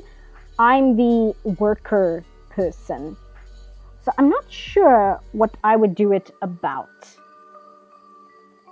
If anything, it would probably just be like an adaptation of a story I like. I think that would be something that I would like to do, is adapt a piece of work that already exists into a comic. Before I really knew how much work making a comic was, I had this grand idea to redraw the entire Ratchet and Clank comic that Dark Horse put out, because it is genuinely well written. It is shocking how good this silly video game tie-in comic is written, but I really, really hate the art for it. It's got some really dodgy art, and I was really disappointed by that. So much younger me was like, I know, I'll just redraw the entire comic. That did not last more than like 3 pages.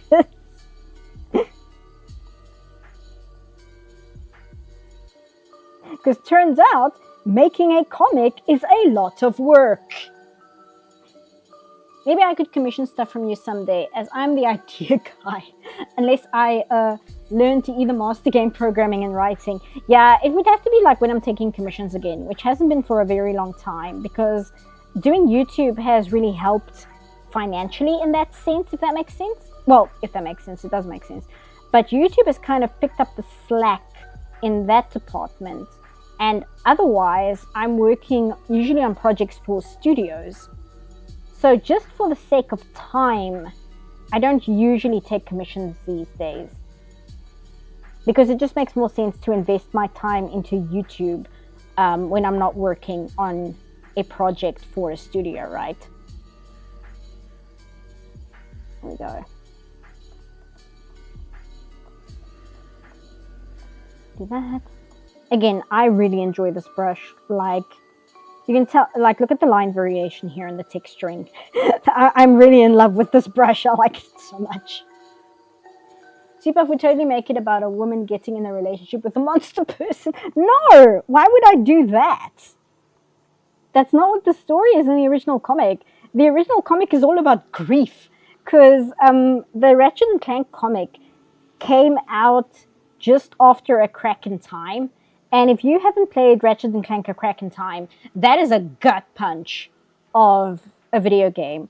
It's not like as serious as Mass Effect or Baldur's Gate 3 or anything, but the story is just heart-wrenching enough to really be impactful, in my opinion. So the comic takes place directly after A Crack in Time, and it's like all about Ratchet like processing what happened during Crack in Time. It's really good. Again, it's shocking how well written it is for a video game tie-in comic. I just wish the art was better. Because they got somebody for the artist. It's not that they're a bad artist. It's that the artist that they commissioned is clearly more comfortable drawing human characters and didn't really know how to draw for lack of a better word, like furry characters. So Ratchet just looks really bad in every single page, and it's really upsetting to me because I like his character a lot. Clank looks okay, but Ratchet just really does not look good.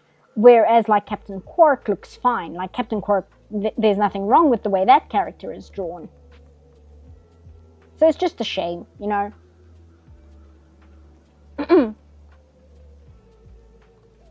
I'm talking about making your own anime manga from scratch, not the fan comic thing. I'm a little behind on stream, so apologies on the confusion. No worries, but even that, I don't know if I would do that because, again, romance isn't my main target in terms of stories. I enjoy it, but I would not have romance as the main focus if it was something I'm making myself. It may be part of it, maybe, it depends. But overall, I don't think romance would be my first choice in terms of what I would like to make a story about. Sorry if somebody has already mentioned this, but you sound kind of muffled to me. Do I sound kind of muffled? Let me check. Ugh, how is this mic sitting? Let me know if that's okay, or if it's just like one person in chat, or let me know about that. It could be, because my mic is a clip-on mic, it could be that it's just leaning against my shirt in a way that's muffling it a little bit, because I'm leaning over to draw, right? There we go. Sounds muffled? Hold on, let me see if I can just adjust it. Hold on, I'm just going to mute you so I'm not clattering my mic in your ear.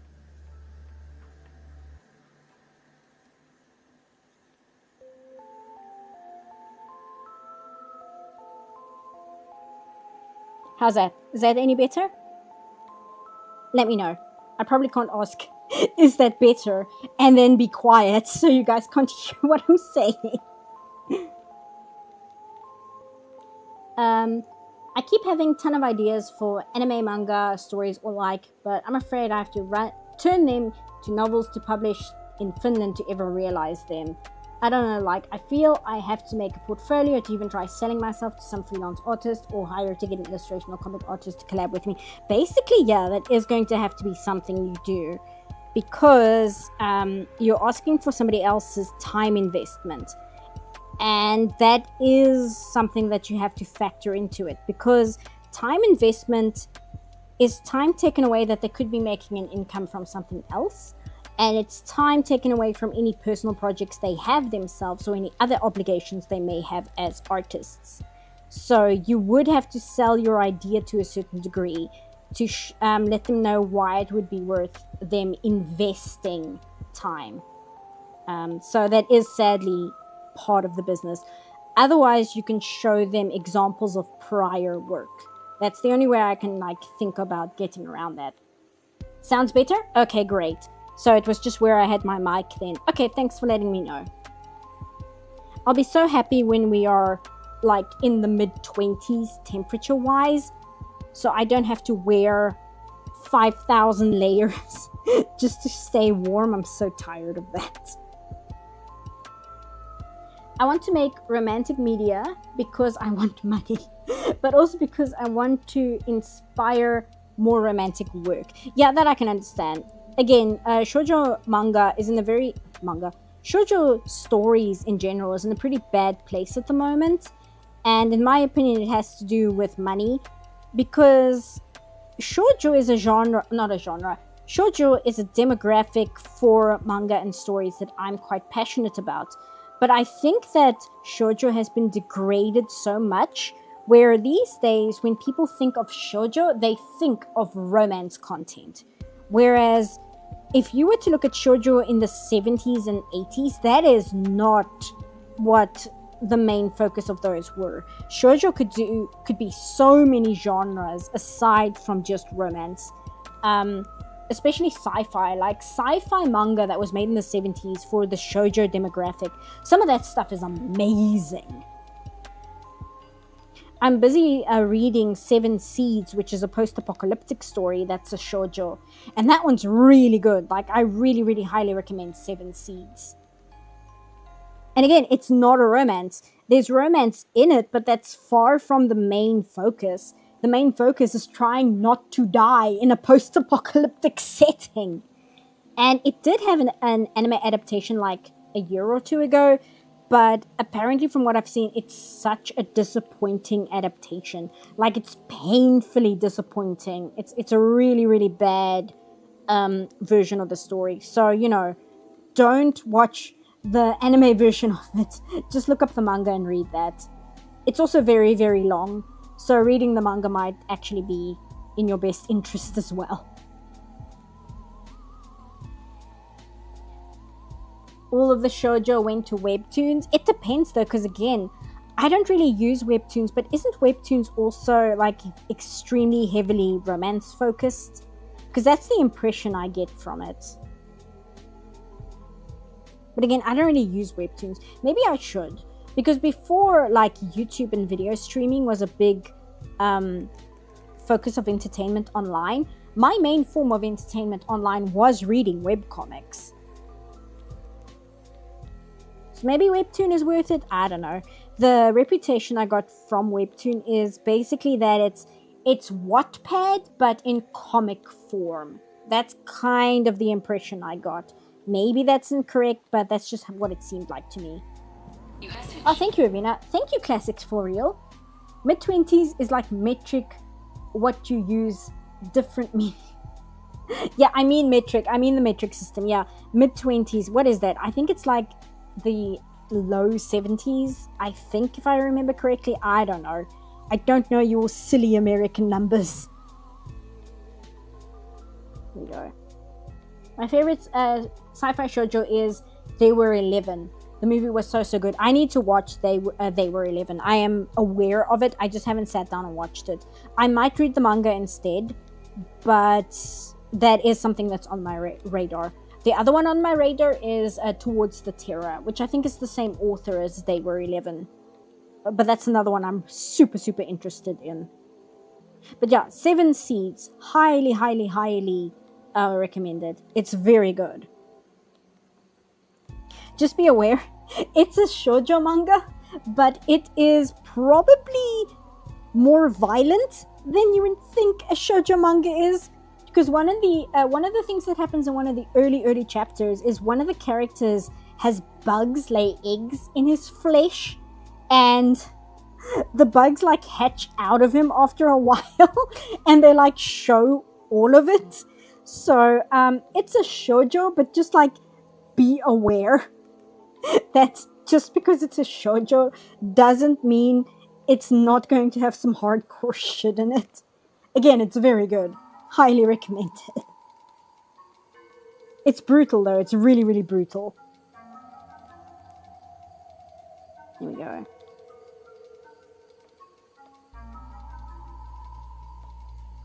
Oh no, this goes over. Okay, hold on. So I don't erase that. Just draw that. Been ages since I last read webcomics. There was one point where I was actively following like 20 or different ones. Yes, same. I think I said last time I'm reading a extremely explicit adult webcomic, which has really good character writing in it and like really interesting world building. That's the one I'm currently stuck with right now. But otherwise, I have been catching up on some manga. So that's where like Seven Seeds comes from as well. Because I think Seven Seeds, it has like 170 chapters or something. It's quite a long story. Sipa, and speaking of help, could you tell me where to start when bringing your idea to life? It's just that I had an idea for a comic for a long time, but no matter how I start, I can't finish. I'm not sure I'm the best person for that because, again, ideas-wise, like the whole like conceptualization is my extremely big weak point. I'm best when people give me a rough outline to work from. I'm not really the best in conceptualizing either.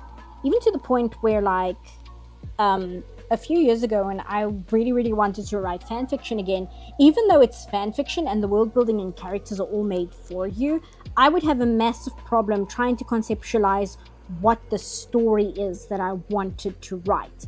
I knew I wanted to write something, but I couldn't for the life of me construct a story that I want to write about. And that's like a problem I've always had. And it's a skill that I could probably develop and get better in.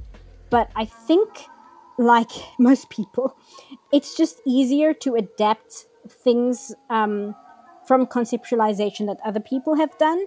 So I kind of stick to what I'm better at rather than try and build up a skill that I'm not as good at, because I'm a little impatient and I want like really good results a lot quicker than what's realistic based on like my skill level.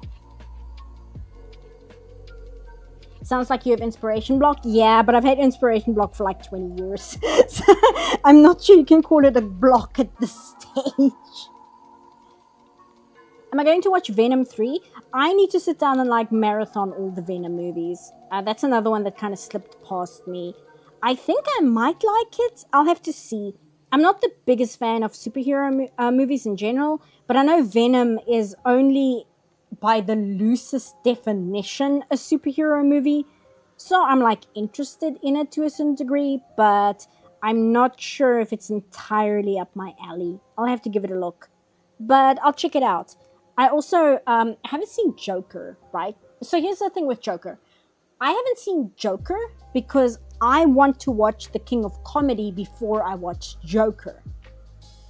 And I haven't done that yet. I just haven't sat down and watched King of Comedy yet. But now Joker 2 has come out.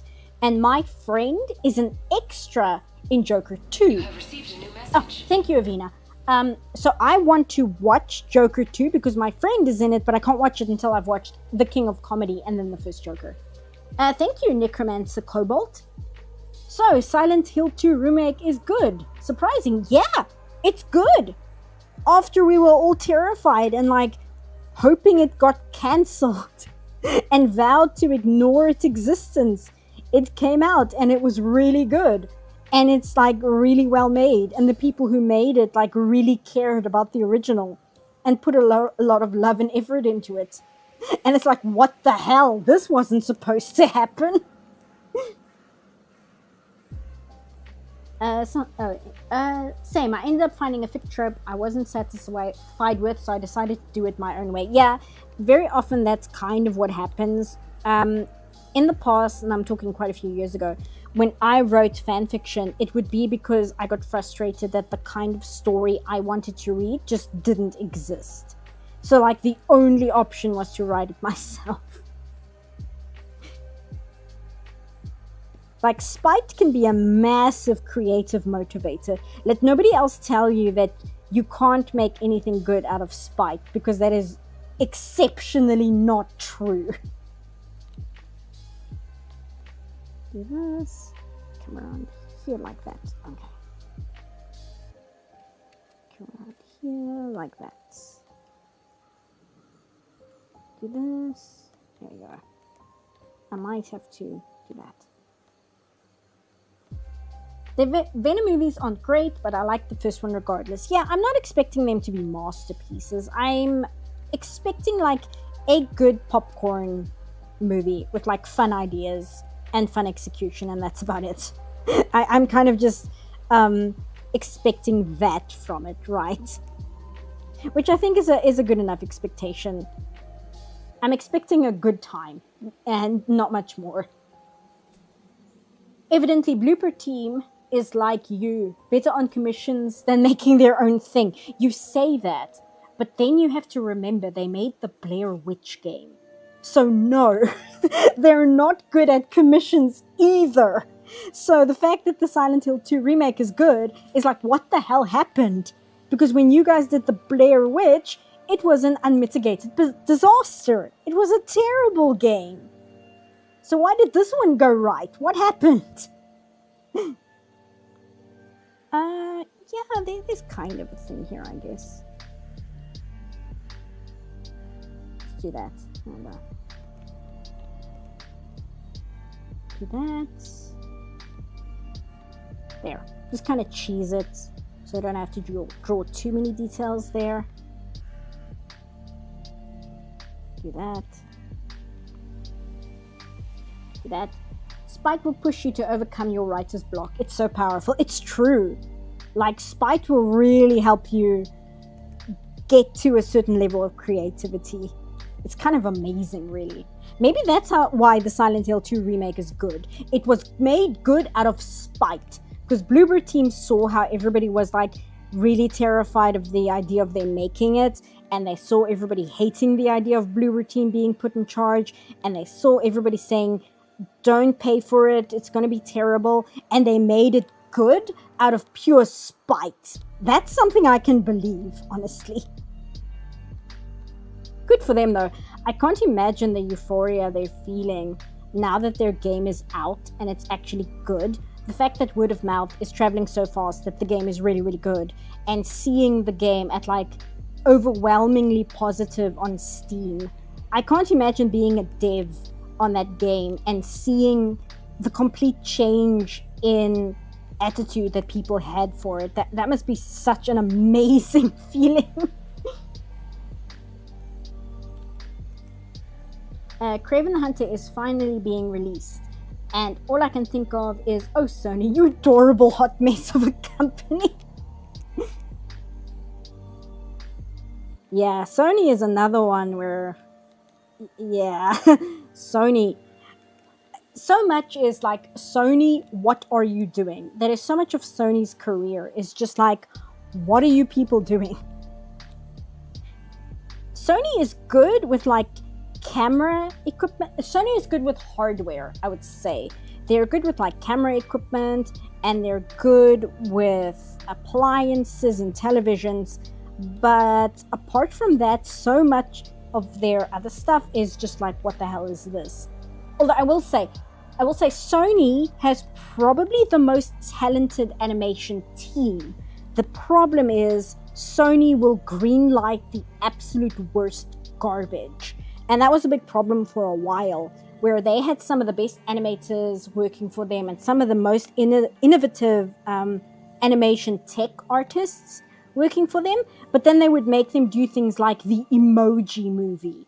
And it was just like a soul-breaking experience working for them. And apparently there were a lot of internal meetings where people were trying to explain to the higher-ups why their animation department wasn't doing great. And it's because they had these incredibly talented people, but they're making them work on the absolute worst projects. And then, of course, Sony made Into the Spider-Verse. Or what was the first one called? Is the first one called Into the Spider-Verse, or is it just called the Spider-Verse movie? I forget what the name of the very first one is. But then they made that one, and it turned people's heads. Because Sony, they already kind of changed the face of CG animation when they made Cloudy with a Chance of Meatballs. But I think very few people outside of the animation industry is aware of what a big game changer Cloudy with a Chance of Meatballs was. Like, that movie completely reinvented the way that CG animated films looked. But I don't think it was as big a cultural hit that people are aware of its impact. Whereas Into the Spider-Verse, I mean, there is no denying the cultural impact of that film. Also, that is the first one? Okay, thank you. Let's not forget the B artist department of Disney made The Lion King. Yeah, that's the other thing, right? There we go. Do this arm. That. Are there any movies that you like that everyone hates? A few. I know one movie that I am a ride or die for, and I've seen so many people hate on it, is 2010, the year we made Contact, which is the sequel to 2001: A Space Odyssey. I genuinely like 2010 a lot. I think it is a fantastic movie. But I've only ever seen people hate on the movie. And to a certain degree, I feel that the criticism is mainly rooted in the fact that 2010 doesn't feel like a Kubrick movie. It's not trying to ape the same style as Kubrick. And I think that's why a lot of people crucified it almost instantly, because it's not Kubrick. But that's a film I think genuinely is very, very good, and I wish more people would watch it because it's a good movie. In many ways, I prefer it to 2001: A Space Odyssey, but it's one of those things where 2001: A Space Odyssey is a better movie. I just think that 2010 is a movie I enjoy more. So, filmmaking wise, 2001 superior film, but I prefer 2010. And that's just how it is sometimes. Cloudy with a Chance of Meatballs was part of a big hit year of animated movies in 2008. I think it was 2009, because 2009 was an insane year for animation. Because that was Secret of Kells came out, and The Amazing Mr. Fox came out, and Up by Pixar came out, although I wasn't really the biggest fan of that movie. What else? Like an insane, I think, no, How to Train Your Dragon. The first How to Train Your Dragon came out in 2009, I think, if I remember correctly. It was just like an insane amount of good movies. Unaccompanied Minors, Accepted, and the first Alvin and the Chipmunks movie are movies I like that Rotten Tomatoes hates. I'm trying to think. Other movies that I like that other people hate, a lot of them are basically just like guilty pleasures though. Or they're like objectively bad movies, but I like them because they're objectively bad movies. Like I like them because they're trash, not because I think they're actually good. The only other movies I can think of are movies that I don't even know if I can defend them. Because I'm someone, I genuinely think Zardoz is a good movie. I think Zardoz is a really interesting film, but so many people have called it like the worst movie of all time. And at the same time, I kind of understand why, but I also completely disagree because I think it's a very good movie. But yeah, that might be an example of a movie that I like that everyone else hates. But again, it's a movie that I don't know if I could like win an argument in its favor either because it's Zardoz. Whereas people do not already on the Mike Flanagan bandwagon praise Dr. Sleep to an extent at least. Consistency of style matters to the hardcore. I guess so. I mean, I guess. I'm trying to think if that's something I agree with. But I think it is... I don't know. It depends, because there are some things where I would be very angry if it broke a consistent style, but then there are other things where I'm like, yes, but it's good specifically because it broke consistent style. So I think it's like it depends whether I have a bias for the thing or not. And although I like Kubrick, I don't hold him as this unshakable, untouchable filmmaker. I think his movies are exceptionally good, but I'm not going to sit here and be angry if somebody does a movie that's a sequel to his films and it doesn't match the tone of the original. Like, that doesn't really bother me. And I think, like I said, I think that was a big sticking point for a lot of people with 2010. That. Okay, so I'm going to create my own comic to spite the modern Marvel publishing house and studio. They've been making me very angry lately. See, exactly. That's the kind of thing you need to do. The other thing that's a very big motivator is, hey, I could do this, but better. That is also a massive motivator. That's basically how I eventually started making YouTube videos, aside from it was just easier to explain this in video form, is I saw somebody make a YouTube video and I was like, dude, I could make a video better than this. And this person is getting views for this. So that was also kind of a motivator. Let me see what's going on here. Can I decipher my own line work here?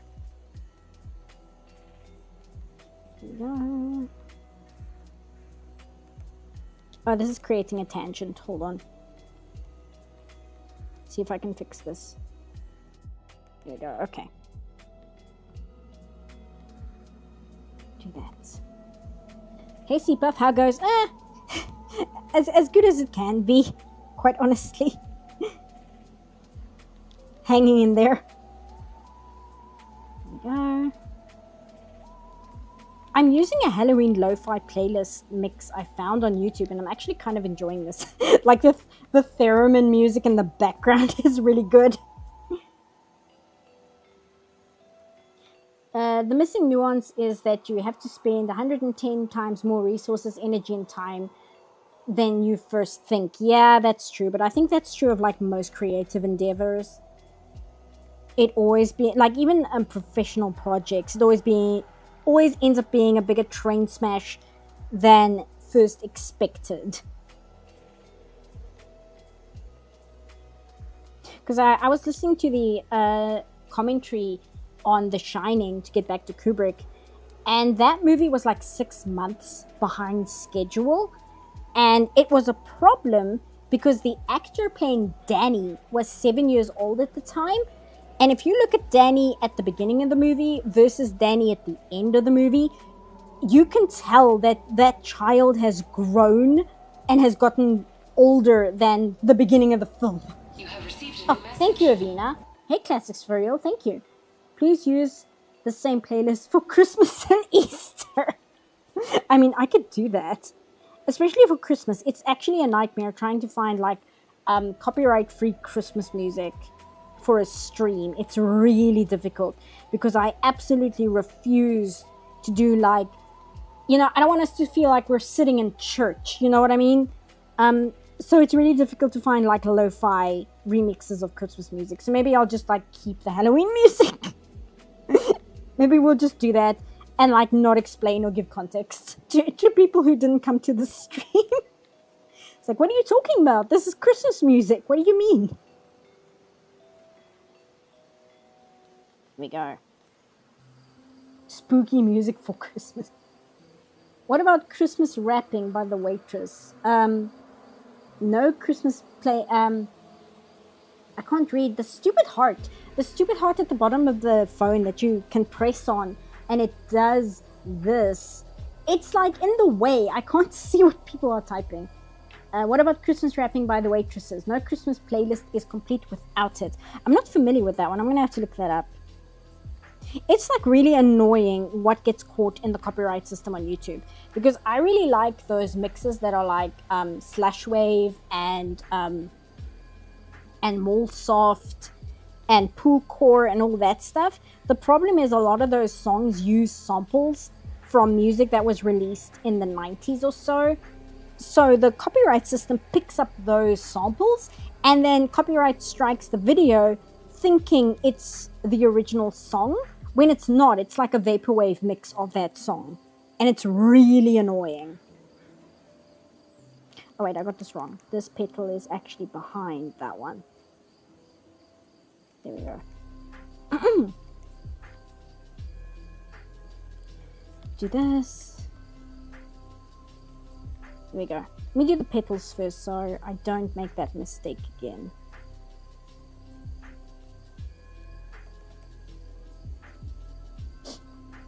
Christmas life hack. The Rankin and Bass Rudolph special is public domain, which might extend to songs written for it by Johnny Marks. I won't complain about Burl Ives on a loop. I don't know. I would guess that the music is still copyrighted, because even if the song is public domain, the recording might be copyrighted, which is another level of copyright nonsense one has to deal with on top of just the song itself. Oh, CPuff, I beat Silent Hill 2 Remake recently. Did you like it? Because I was really enjoying what I've watched so far, but I'm watching Vinny play it because I don't have the cash to put up for it myself right now, so I haven't seen the end yet. But I'm curious whether you liked it or not. The big thing I'm worried about is the letter at the end of the game. And the reason I am worried about that is because in the original, the voice actress, when she was reading her lines for the final letter, she actually started crying as she was reading it. And that's the take they used for the game. And that's not really an emotion you can fake. So I am a little concerned for the remake, because that's not a performance that you can try and copy. So I'm a little concerned because of that. And it's a minor concern. It's not like it's going to ruin the remake for me. It's just like, I don't know if we're going to be able to top that one, fam. Oh, you're speaking to somebody else. I loved it. I went through and beat the OG to refresh my memory. Oh, okay, that's good. So you've got like a better memory for comparison as well. That's good to know. I'm glad to hear that because, as I said, I've been liking it. I have small gripes with it, but it's not because it's a bad remake. It's just because comparisons are impossible not to do. And my complaints are, I think Laura is much better in the original because the actress that they got to play Laura in the remake, I think she's a little too old for the material as it's been written, so it comes across as a little fake. And she sounds a little bit too confident, whereas the original Laura had a bit more vulnerability to her performance. So that's one issue I have. And the other issue I have is the line that Eddie says when you encounter him, not at the movie theater, but after that. In the original, the delivery for that line is just a lot better. And in the remake, it's like they didn't even try with that specific line delivery. But on the other hand, I think pretty much every single line that Angela has in the remake is superior to the original. I'm sorry. Angela is just a lot better in the remake. Do I like Undertale? Yes. I was, and still am to a degree, in the Undertale fandom pretty much since the game came out. The only reason I'm not super active in the fandom anymore is because the focus of the fandom these days is far more focused on like the AUs and like the alternative universe stuff, and that has never really been my favorite thing in any fandom. So because that is like the main focus these days, my active participation in the fandom isn't as high as it used to be. But yeah, no, I've been in the Undertale fandom for years now. The voice acting in the remake is better, but some of the scares are not quite as scary. Also, stop it with the damn mannequins. The mannequins are really, really not overdone, but like ruthless in the new one, I agree. I like that they gave them a little bit of variation, like you have ones that are a little bit more aggressive and a little bit more dangerous. But there are a lot of enemies in the remake. Which I suppose maybe they were just scared that people would get bored. But yeah, no, the remake is a lot more action oriented, but not like to a ridiculous degree. It's just a little bit more action focused than the original. Which is interesting because Mouthwashing came out, right? And Mouthwashing proved that you can be a virally successful horror game with really minimal gameplay, right? Because Mouthwashing, it's probably, like I said, it's probably one of the best horror games I've ever experienced in my life. But Mouthwashing is not as good as it is because of its gameplay. Mouthwashing's entire strength is its characters and writing. But it does prove that if your writing and characters are strong enough, you don't need to have action gameplay to make people like your product. Oh, I better save. Hold on, let me just finish this line and then I'll hit save before something disastrous happens. Here we go, and the scoop is actually here. Okay. Now I can hit save and then we can get to color. I'm just going to grab a different reference image because, as I said, the yellow in the reference image I have is really aggressive. Go here and hit save. Have I ever played WoW? No, I'm actually not a big fan of MMOs, and I've never been a big fan of MMOs at all. I also really, really dislike MMORPG gameplay. I was speaking to a friend of mine, actually, and we were talking about gameplay in general, and I said one of my least favorite things that Square Enix has ever done is make it so that their mainstream Final Fantasy games play more like MMOs. Like, that drives me crazy. I really hate that they've gone that direction. Now that's the brooch. Momoko. Oja. module. I feel like they overdid it with the enemy spam, but I also understand that modern gaming is like that. Yeah, I think they didn't go overboard in terms of like, it's not a gallery shooter or anything, but I do agree that the enemies are a lot more aggressive than the original. So I'm just looking for a reference image here that doesn't have like eye-searing yellow in it. Unfortunately, that's a problem with like magical girls in general, right? Is that if you have a yellow magical girl, it is difficult to balance those colors in a way where you're not going to burn out your audience's retinas. Because the yellow magical girl, they look good in a group, but on their own, it's very yellow. It's like extremely yellow. Okay, so this one, let me try this. Momoko Uja Majo. Let's try Google, because Ikosha isn't giving me what I'm looking for. Oh, I got back into MTG. They've announced 2 new Universe Beyond sets, Marvel and Final Fantasy. What's MTG again? That sounds familiar, but again, me and names, not very good. Have you watched the 13, let me check, 2013, 2011, or whatever that is, Behind the Heart, The Little Prince? If it's the French one, I have seen it. It's pretty good, but I still... 2015, okay. I still kind of prefer the Little Prince live action movie from the 70s. I still think that one, in terms of Little Prince movies, is the far superior one. How is there no reference images of this character? This is insane. Yes, that heart. That one. I mean, there's this one, but this is also like really high contrast and painful to look at. Otherwise, you know what I'm going to do? I'm actually going to use this reference image here, except I'm just going to tweak it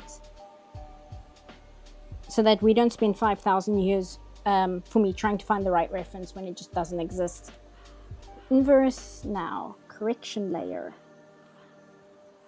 I think luminosity is the one. I don't know if you guys can see my adjustment windows. Let me see, what does Streamlabs say? Does Streamlabs... No, Streamlabs does not actually pick up the adjustment windows. Fantastic. Okay, saturation. Let's bring that down a little bit. Luminosity, let's see. No, we want that up.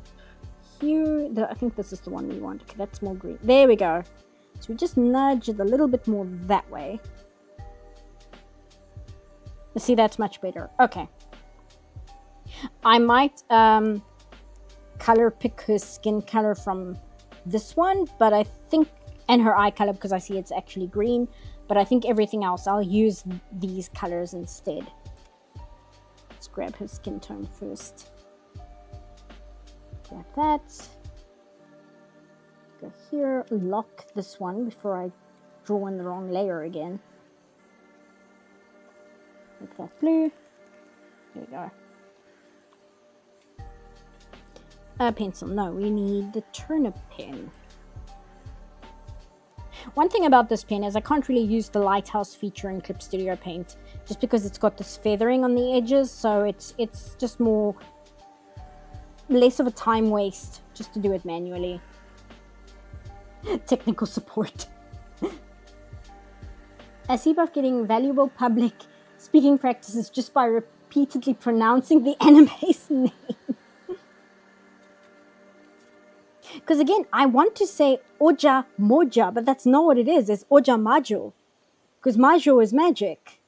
I know that. And yet my brain really wants to say Oja Moja, which isn't a word. This one. Just turn this tolerance back down to 0. There we go. On your thoughts of the painfully yellow design, do you think it may work if animators sneak in 2 different hues for a character, one for group shots for the contrast and a subdued one when solo?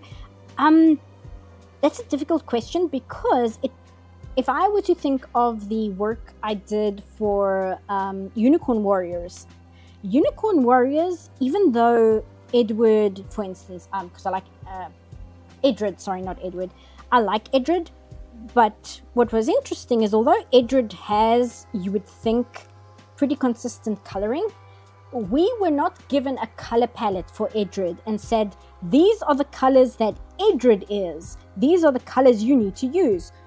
Instead, we were given a JPEG for every single scene, depending on what the color and lighting is for the scene that we were working on.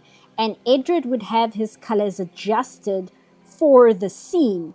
So Edred doesn't actually have a uniform color palette, because it just changes depending on the scene that he's in. And the show I worked for recently, which hasn't released yet, had the same thing, where there wasn't a solid color palette for us to pick from. There would be different JPEGs depending on what scene we were animating from. And we would get our colors from that. So in the case of those cartoons, the colors are different for every single scene anyway. Have you ever drawn Mudeng? I have not.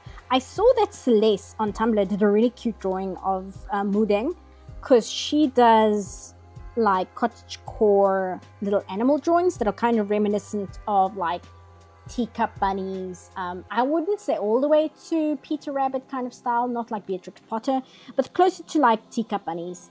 And she did a drawing of Mudeng, which I thought was very cute.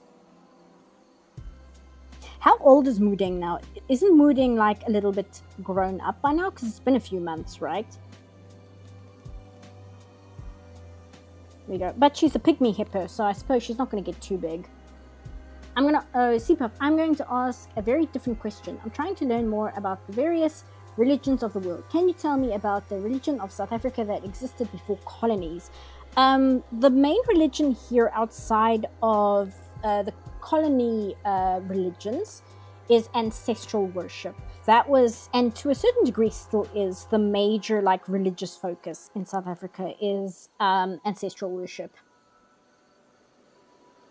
Here we go.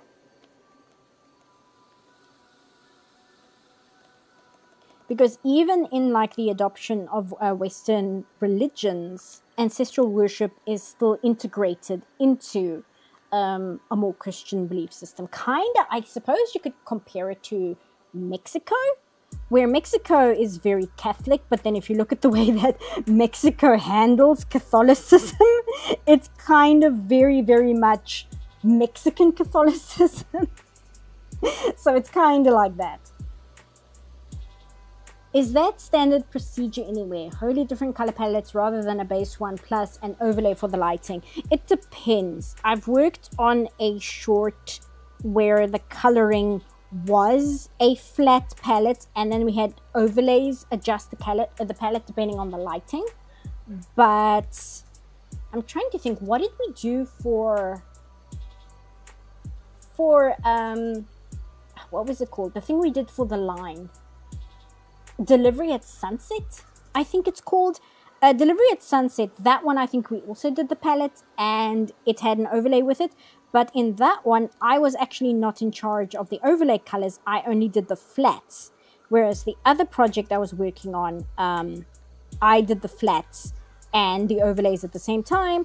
And then another project I was working on, we didn't use a standardized palette for the cartoon. So it depends. It literally depends on the project and what the client wants. Because it's the client that dictates that kind of thing. It's not the studio working on the project. At least in my experience. I have to leave early to go to a murder mystery party. I didn't read the rest of the sentence and I just saw I have to leave early to go to a murder. I have to leave early to go to a murder mystery party. I'm a drunken janitor. I suppose I'll watch the rest of this live stream when I get home. And just when the ostrich was getting good. Well, thanks for dropping by, Scooter. It was nice of you to hang out. Enjoy your murder. Have you seen the Studio Trigger special dedicated to the anniversary of the Transformers franchise? I did. I was actually quite excited for that because I really like Bump of Chicken. but I found that it's a good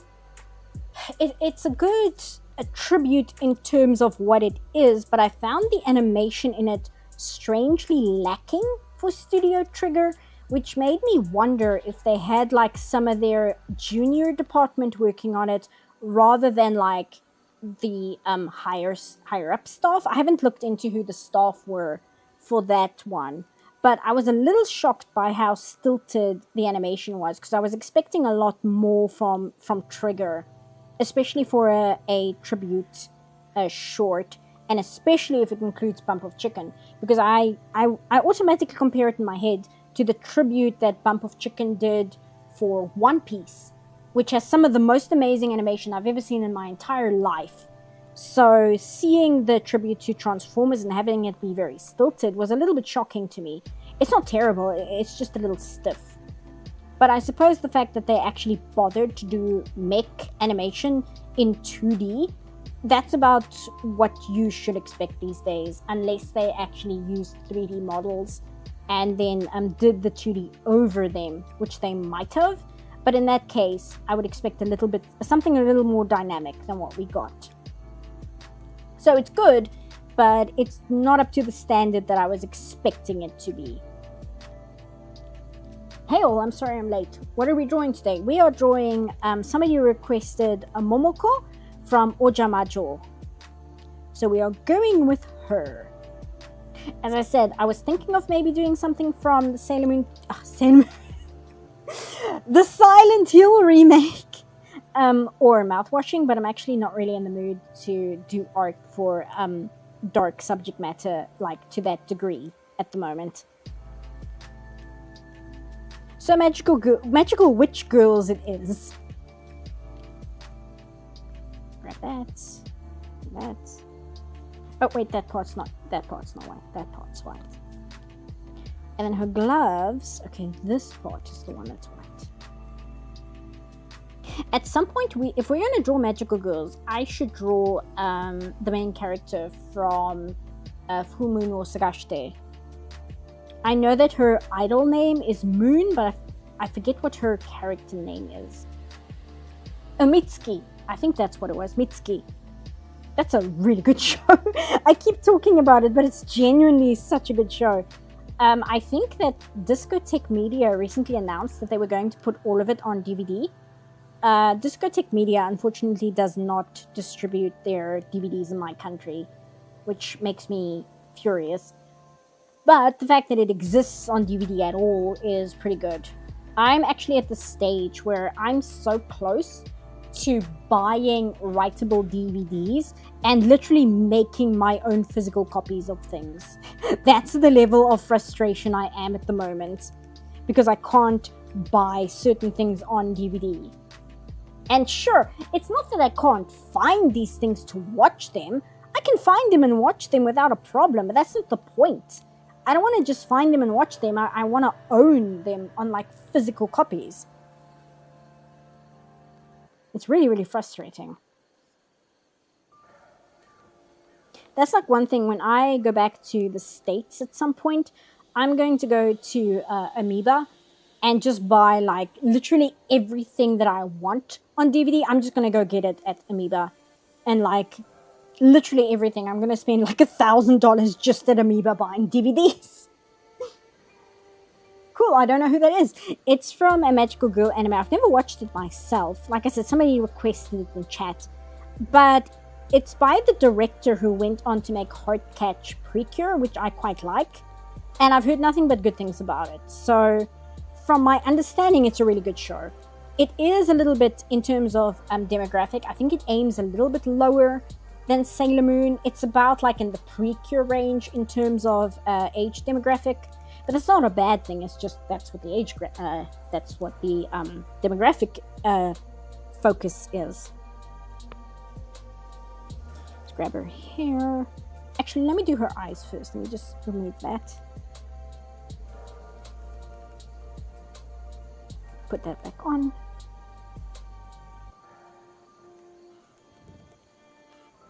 Do this. Region lock DVDs are evil. Yeah, the whole point of region locking is so that countries with more money will spend more money on DVDs, whereas countries with weaker currencies get charged less for DVDs.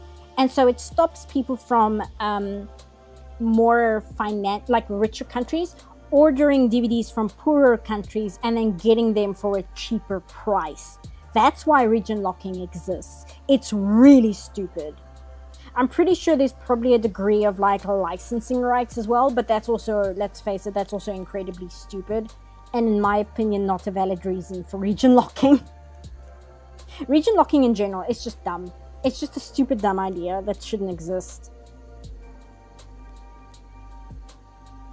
Luckily, it seems that with a lot of Blu-rays, they've kind of given up on region locking because sure, American DVDs will be locked for my country, but then you see like on our Blu-rays, it'll be like 3 regions. It'll be like, okay, it's region B, C, and D, just because they didn't bother to lock it for like each individual country, which is kind of funny.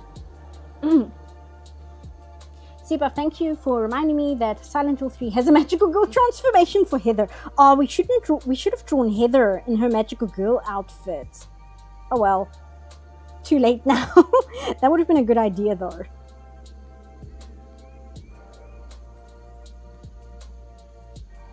How old? But Heather is like 14, isn't she? She's 14, if I remember correctly.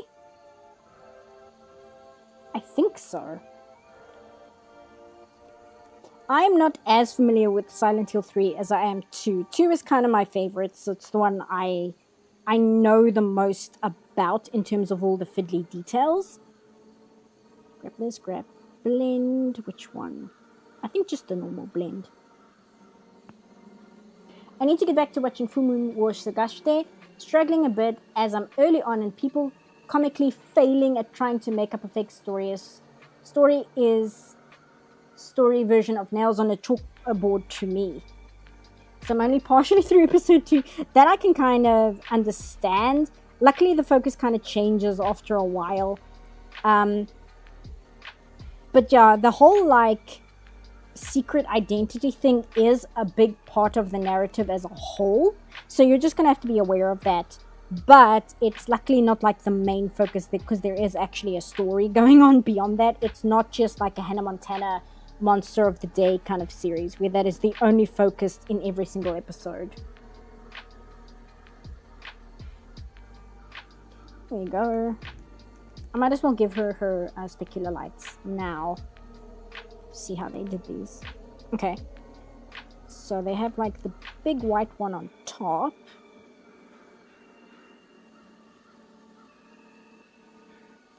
Like that. And then they've got one kind of down here.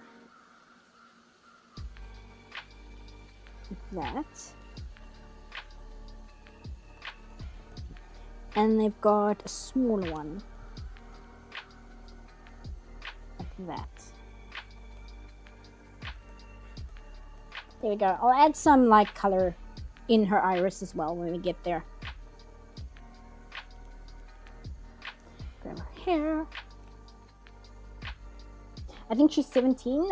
Somebody says 14 to 15. Somebody says 17. Makes you feel better. A lot of streaming services in my country, Canada, we get region locked with a bunch of stuff. But DVDs are even more frustrating when they're region locked. Yeah, again, it's just frustrating for everybody. And in my opinion, it's not done for any like reason that you can logically defend.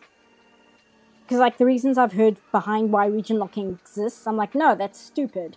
That's not a good reason. That's a stupid reason.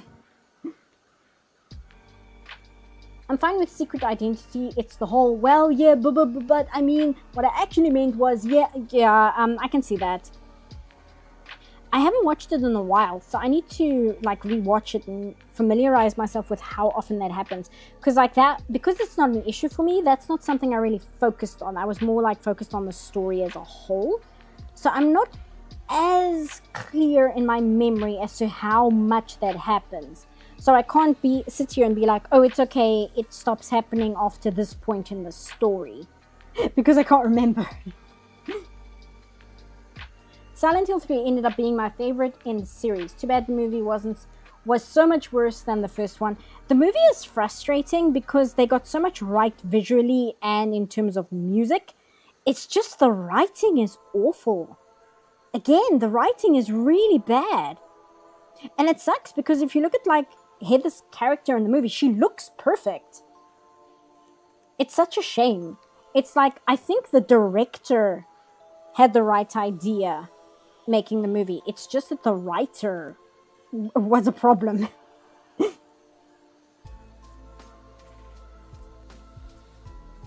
Yeah, do that.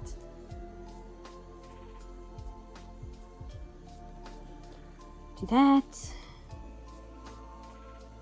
I don't know whether Full Moon War Shigashite is still on YouTube, because the entire series was, but now that it's getting released on DVD, I don't know whether it's been struck, because that sometimes happens where an anime will be on YouTube for years, and then when it gets renewed for a new DVD release, it'll get struck. It's really annoying, but I mean, that's just, it is what it is, I suppose. I should look that up. Hold on. Let me check. If I go here and I go Full Moon War Sagashite, not Sagashita. Oh no, it's still up. You can still find it. I'm not going to link it, but it's up on YouTube, the entire thing, all 52 episodes. If you haven't seen it and you don't know where else to get it, you might want to like check that out before the DVDs come out, because again, there's a very good chance that those will get taken down when the DVDs are released. So the director and the music director understood the assignment, but the writers didn't. Well, it's not even that the music director understood the assignment, because a lot of the music in the movie is just the music from the games. But that's why it works. They literally just took Akira Yamaoka's score and put it in the movie.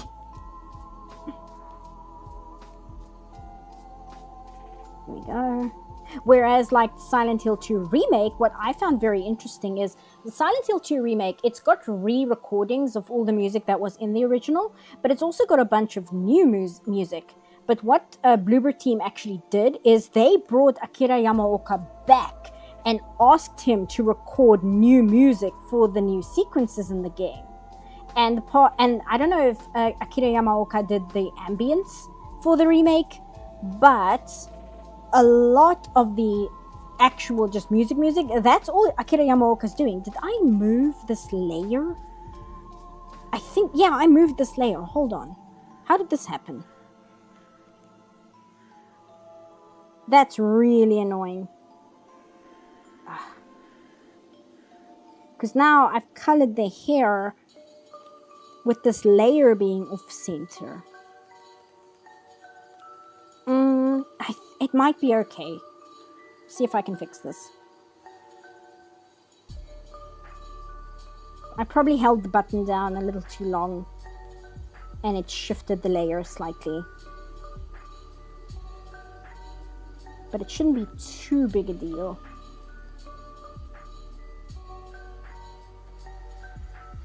That. Okay, I've heard of copying homework, but that's ridiculous. But yeah, the remake has Akira Yamaoka coming back, and some of the new tracks in it is genuinely good. I kind of want to download some of the new tracks. I was thinking to myself, thank goodness Akira Yamaoka came back, because now all those horror content YouTubers will have new music to put in their essays. I'm so sick of hearing the same tracks from Silent Hill 2 over and over again in every single horror YouTuber's video. They'll be like talking about some horrific online scandal, and in the meantime, like Laura Plays the Piano will be playing in the background.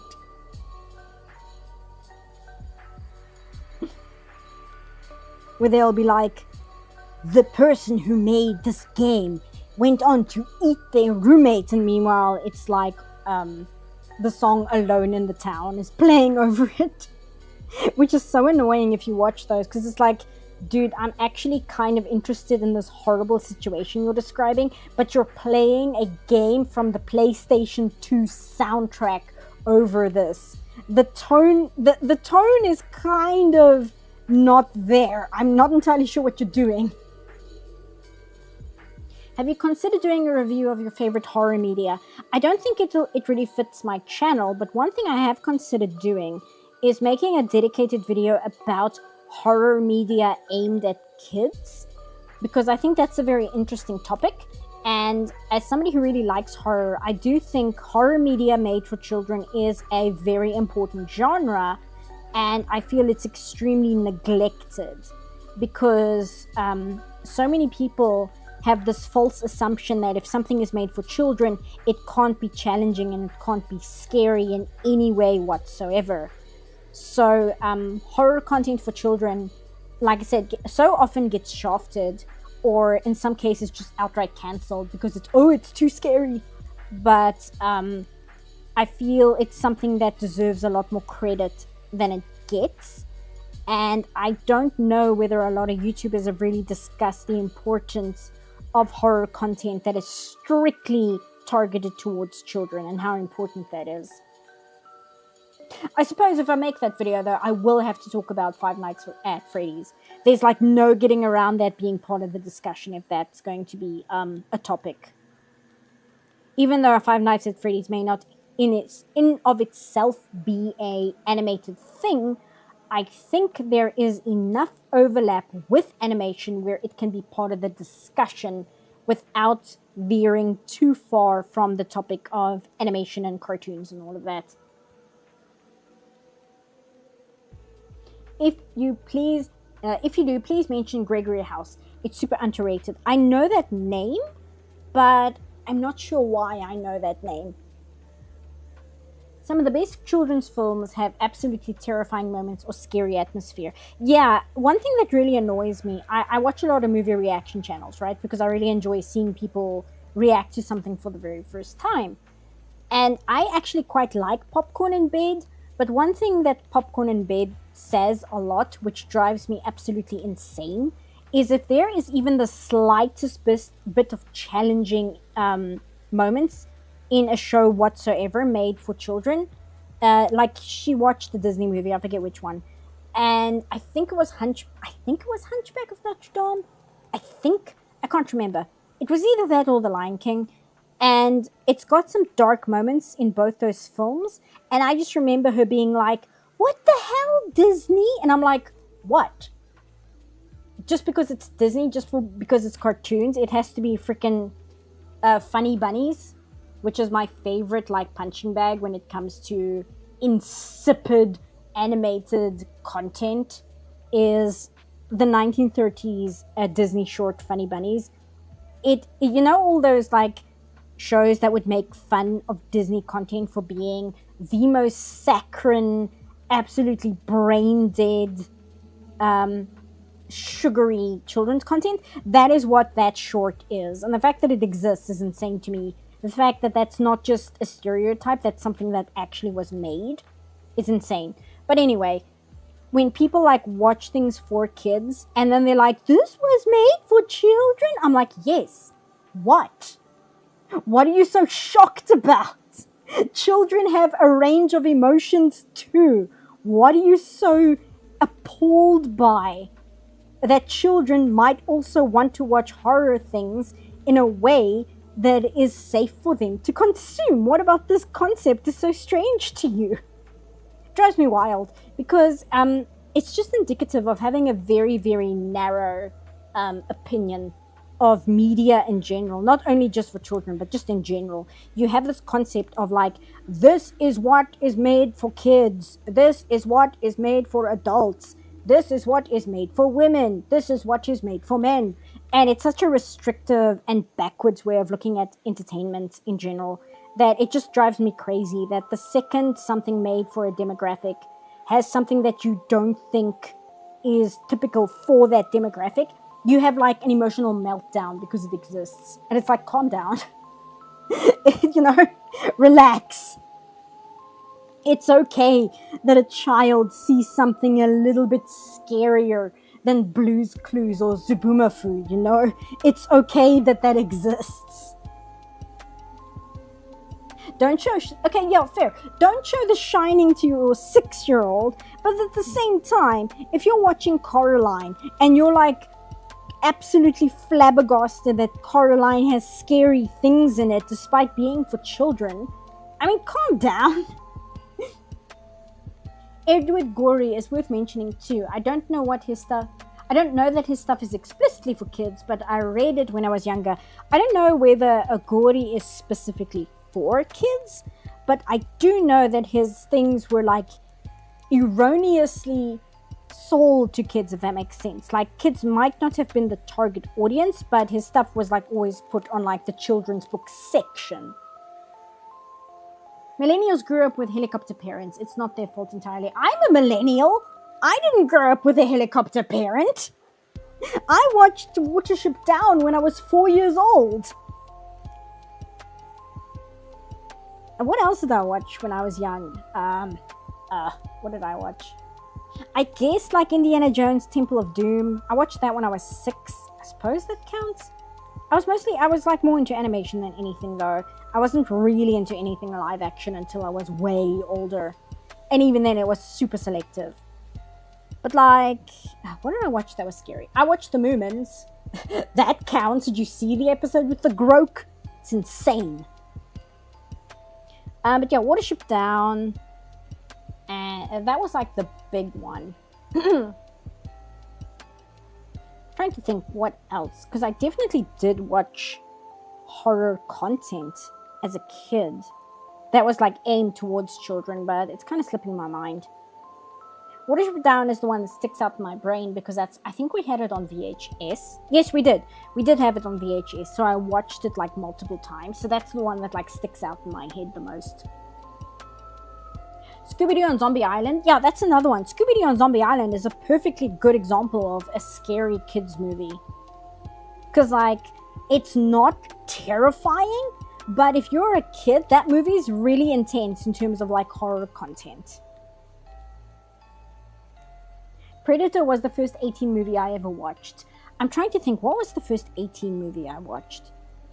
Hilariously, the first movie I watched, which was restricted 16, was Scary Movie, which is perhaps not like the greatest first time adult movie, but that's the one I got, so, you know, take that for what it's worth.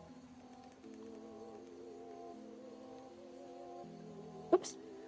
Where is the gap here? Hold on. Oh, there it is. Oh, it's because I turned close gap off entirely. I don't want it off entirely, I just want it less intense. Also, I saw that she actually has like a white ribbon here. I might want to just add that before I continue. Last time I watched them, I noticed that Lord of the Rings has a very horror-esque feel to it, especially during the Nazgul sections. Yeah, it makes sense though, because it's Peter Jackson, right? I had a cousin though, and she absolutely hated Lord of the Rings because she found it too scary. So your mileage may vary there, but I do know that the vast majority of kids that saw Lord of the Rings like really liked it and didn't find it too scary. So that's probably a good example as well. I think the only reason people don't think of it that way is because Lord of the Rings is a quote-unquote fantasy. So the fact that it actually has scary moments in it, like people don't think of it as horror because it's, you know, it's fantasy. Despite the fact that it like absolutely has horror moment elements to it. Because Peter Jackson. Merge with layer below. There you go. Turn that to red again. There. Let's grab this. Go back here. My first R-rated film was Underworld, which says a lot about me when you think about it. I remember being like a little kid and being in the video rental store, and I saw the VHS cover for Alien Resurrection, and I don't know why, but tiny child me saw that DVD cover and was like, one day when I'm old enough, I'm gonna watch this movie, which is very sad if you think about it because it's Alien Resurrection and it's really bad. It's like a terrible movie. But for some reason that was the one a movie that tiny child me was like really hyper focused on being able to watch when I was old enough. There we go. I think most of her outfit is this yellow. I'll see. She's got another shade of yellow that's in there, so I must just be careful. I forgot she also has like things on her brooch. I might just do them in with the color and just kind of suggest them rather than drawing them out in detail. I expect more kids to be bothered that it's 3 hours long, if anything. Yeah. That's a movie you watch like over the course of a few days. I had that with RRR, which I watched recently for the first time. I think I took like, I watched RRR in a single day, but I think I had to take like several breaks in between just so that my attention didn't drift away. Because that movie is fantastic, but it is like 3.5 hours long. It's worth it though. If you haven't seen RRR, I absolutely 1000% recommend it. It is very violent, but it's good. it's really, really good.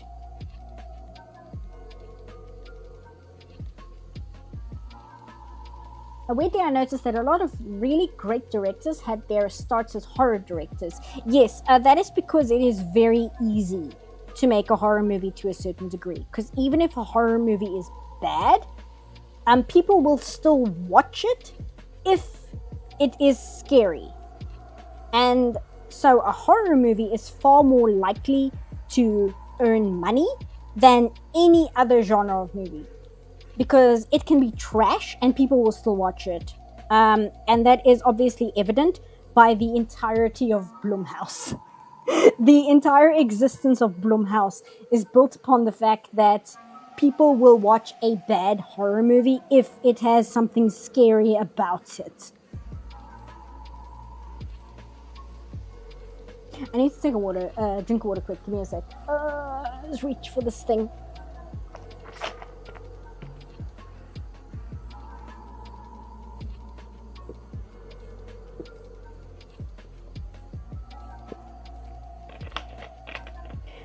I'm trying to drink less soda. So I've switched to soda water, like sparkling mineral water, whatever you want to call it. And that's going well. But it does mean I can't just like guzzle it down. Otherwise I give myself the hiccups. And I'm one of those people, if I get the hiccups, I get it for an entire day. I'll get hiccups and then it'll go away for an hour and then it'll come back and then it'll go away for an hour and then it'll come back. Sometimes it lasts for like 2 days. It's a nightmare. For some reason, Teen Me could handle Underworld and The Matrix, but couldn't handle Child's Play and Jeff the Killer. It's funny, like, what gets you as a kid. Because, like, I watched The Matrix when it came out, and I was perfectly fine with that. I had to watch it, like, 3 times before I understood what was going on, though. But that I was fine with. And, what was the other one you mentioned? Underworld. Underworld I was fine with. Even, like, Interview with the Vampire. That one I was fine with. But what was it that like really freaked me out that you wouldn't think would, but it did? I know that really incredibly awful movie with the ventriloquist dummies for some reason got to me, which is stupid because it's not a good movie. But I remember having a nightmare after watching it. And another movie that like really got to me, and I remember being annoyed because it's not a good movie, is the American remake of The Ring. I remember watching that movie and thinking it wasn't good. And then at night when I went to bed, I was like freaked out. And then I was like terrified. Not terrified. And then I was like really annoyed and angry at myself for being scared because I knew that the movie wasn't very good. So I was like, why the hell? How dare I be upset and scared of this movie which didn't deserve it? Puppet Master, no. I think it was called like Dead Silence or something. It was really bad. It's not a good movie. David Cronenberg was another one, but his horror stuff was much less schlock. He spent a long time making crime movies, but he's done a few again recently. I haven't been keeping up with Cronenberg, so I'm not sure what he's making these days.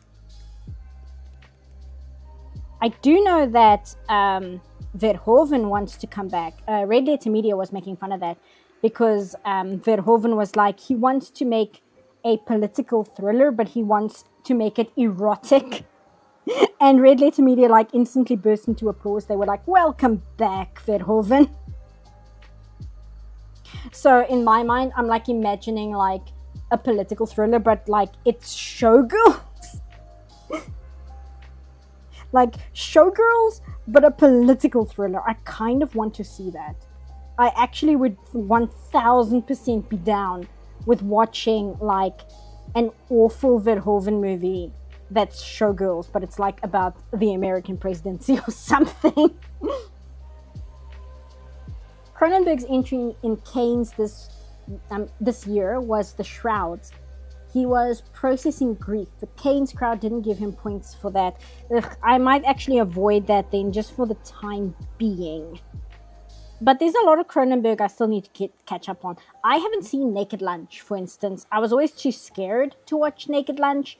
But I think at this point in life, that's probably a movie I'd be able to watch and not like be absolutely terrified of it. I think I'll watch it now and I'll just kind of be into how messed up and insane it is, especially knowing the backstory behind it. Heck, I'd watch it. I imagine the meme potential alone would be fun. Yeah, man, I would watch a really questionable political thriller made by Verhoeven that's like Showgirls-esque. Of course, I'm biased because my first exposure to Showgirls was before I saw the movie on its own. I saw it with the commentary track by the guy who did that traveling show, which was Showgirls, the best movie ever made ever. I watched Showgirls for the first time with the commentary track, and in my opinion, that is the only way to watch Showgirls. It makes it so much more entertaining. Showgirls is wild, though. That is an insane movie to exist, and I kinda respect it for it. But again, I watch extremely trashy movies that are like literally garbage, like on purpose. So my measure for really terrible cinema is maybe a little skewed because I will watch something awful, and if it reaches a certain degree of terrible, I will really like it. I watched Prometheus in theaters, right? And that movie is a hot steaming pile of garbage. But that movie was so bad, it reached a point where I was sitting in the theater having the absolute time of my life just because it was so awful. It was such a terrible movie. I was just having the best time watching it. A huge chunk of Verhoeven's canon counts as political satire in the guise of sci-fi, so take your pick. Yeah, I suppose that's true, because that's absolutely the case for, I was going to say Starship Troopers, but it's also the case for RoboCop, am I right? Like, RoboCop is 1000% political satire. Like, it's not even subtle about it. Do that. Grab this. Do that. There we go. Is a Naked Lunch stop film that has robot cop. I'm not entirely sure what you mean by that. Showgirls was probably my first favorite bad movie. What was my first favorite bad movie? I'm trying to think. I always refer to the episode of The Angry Beavers as like introducing me to terrible movies. They had an episode called The Day the World Got Really Screwed Up, which is one of the funniest things I'd ever seen in my life at the time. I don't know how well it holds up, but it's essentially a parody of terrible B-movies. They even got Peter Graves to be the narrator for that episode. It's so good. But that was my introduction to terrible movies. But I'm trying to think, what was like the first genuine movie where I was like, this is a terrible movie and I really like it because it's terrible. See, I got into Mystery Science Theater after that, so I guess I would say like one of their first things I watched, which might have been like Squirm or something. Does that count? Otherwise, I unfortunately have the very basic pick of The Room. The Room was like one of the first movies I watched. knowing it was absolute garbage and really enjoying it because it was garbage. That might have been like the first one that I watched outside of like Mystery Science Theater. Have I watched any Uwe Boll? I have not, but I've watched a lot of people review Uwe Boll movies. I don't know if I would like Uwe Boll in terms of so bad it's good, because I don't really have any attachment to the things he adapted, so I can't see how terrible his adaptations are. And just his style of terrible isn't the kind of like style of terrible that I myself find entertaining. There's like different layers to absolutely awful films. Speaking of which, I've mentioned them before, but there is a great YouTube channel called Good Bad or Bad Bad, and their entire thing is watching literal garbage movies and telling you whether the literal garbage movie is fun to watch or not. They only review terrible movies. They don't review movies that are good at all. They only review like the worst of the worst. And their whole thing is just telling you, is it worth watching or not? And they're super entertaining. They both have backgrounds working in film. I believe one of them is a camera operator on movies. I think he worked on Gone Girl or something. And I know the other one is also one that often was an extra in films. Come on, YouTube. Why are you taking so long? Are we talking about So Bad It's Good media? Yes, we are. 80-year-old man. Hey, how's it going? I think the first bad movie I truly appreciated was The Room. Yeah, The Room is like a really good entry point. Like, The Room is such a good, like, introduction to terrible, terrible media. Wow, YouTube is really terrible today. Maybe I must use my phone. No, because it's going to open the video. Okay. Good, bad or bad. See if it'll get me there without completely dying. Have you watched any... Oh, Uwe Boll. You spelled it wrong the first time. I'd say my favorite bad movie is Batman and Robin, the one with George Clooney. Never before have I had so much fun watching such a bad movie. My problem is with that one is I watched it when I was really young and was unable to see that it was a terrible movie. You know, when you're a kid, there is a certain age where you can't really tell that something is really, really bad. And I saw that movie a lot as a child. So by the time I really knew about So Bad It's Good content, I had already seen it too many times to really appreciate it in that way. Okay, YouTube, have you stopped having an aneurysm? Yes. My phone just buzzed me and I don't know why. I'm trying to make contact. Okay, close this so YouTube can stop dying. Close this. And check these guys out after the stream because they are a lot of fun and I highly recommend. They covered the amazing movie Dancing, but it doesn't have a G. Dancing, It's On. Dancing, It's On, whatever. That one is fantastic. I really, really enjoy their video on that. They made a video a few years ago on The Time Machine. The Time Machine I found at the yard sale, which is the entire title of the movie. They covered that. They've covered a bunch of like Neil Breen movies. Really, really good channel. Really, really good content. If you're looking for absolutely terrible media, they are a fantastic place to start. They did like a talking cat movie. They did that movie with like the talking hedgehog as well. Just a lot of awful, awful movies. And unlike Red Letter Media, because I really like Red Letter Media a lot, unlike Red Letter Media, these guys will often focus on movies that are more recent, like things you can find for free on YouTube, or things that had like, you can find it on Amazon, but they cost like $2 and things like that. Like that's the kind of content they cover, or like things made for Tubi. Hold on, I got the wrong pedal here. Things made for Tubi, like that's the kind of content they cover, whereas Red Letter Media will cover things that were like made for VHS release in like the late 80s. So it's a different kind of terrible as well, which is quite fun.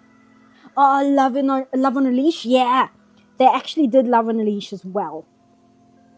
And I agree, Love on a Leash is the greatest terrible talking animal movie. I 1000% agree. because so many talking animal movies are just awful. Like, they're not fun, they're not interesting, they're just painful to sit through.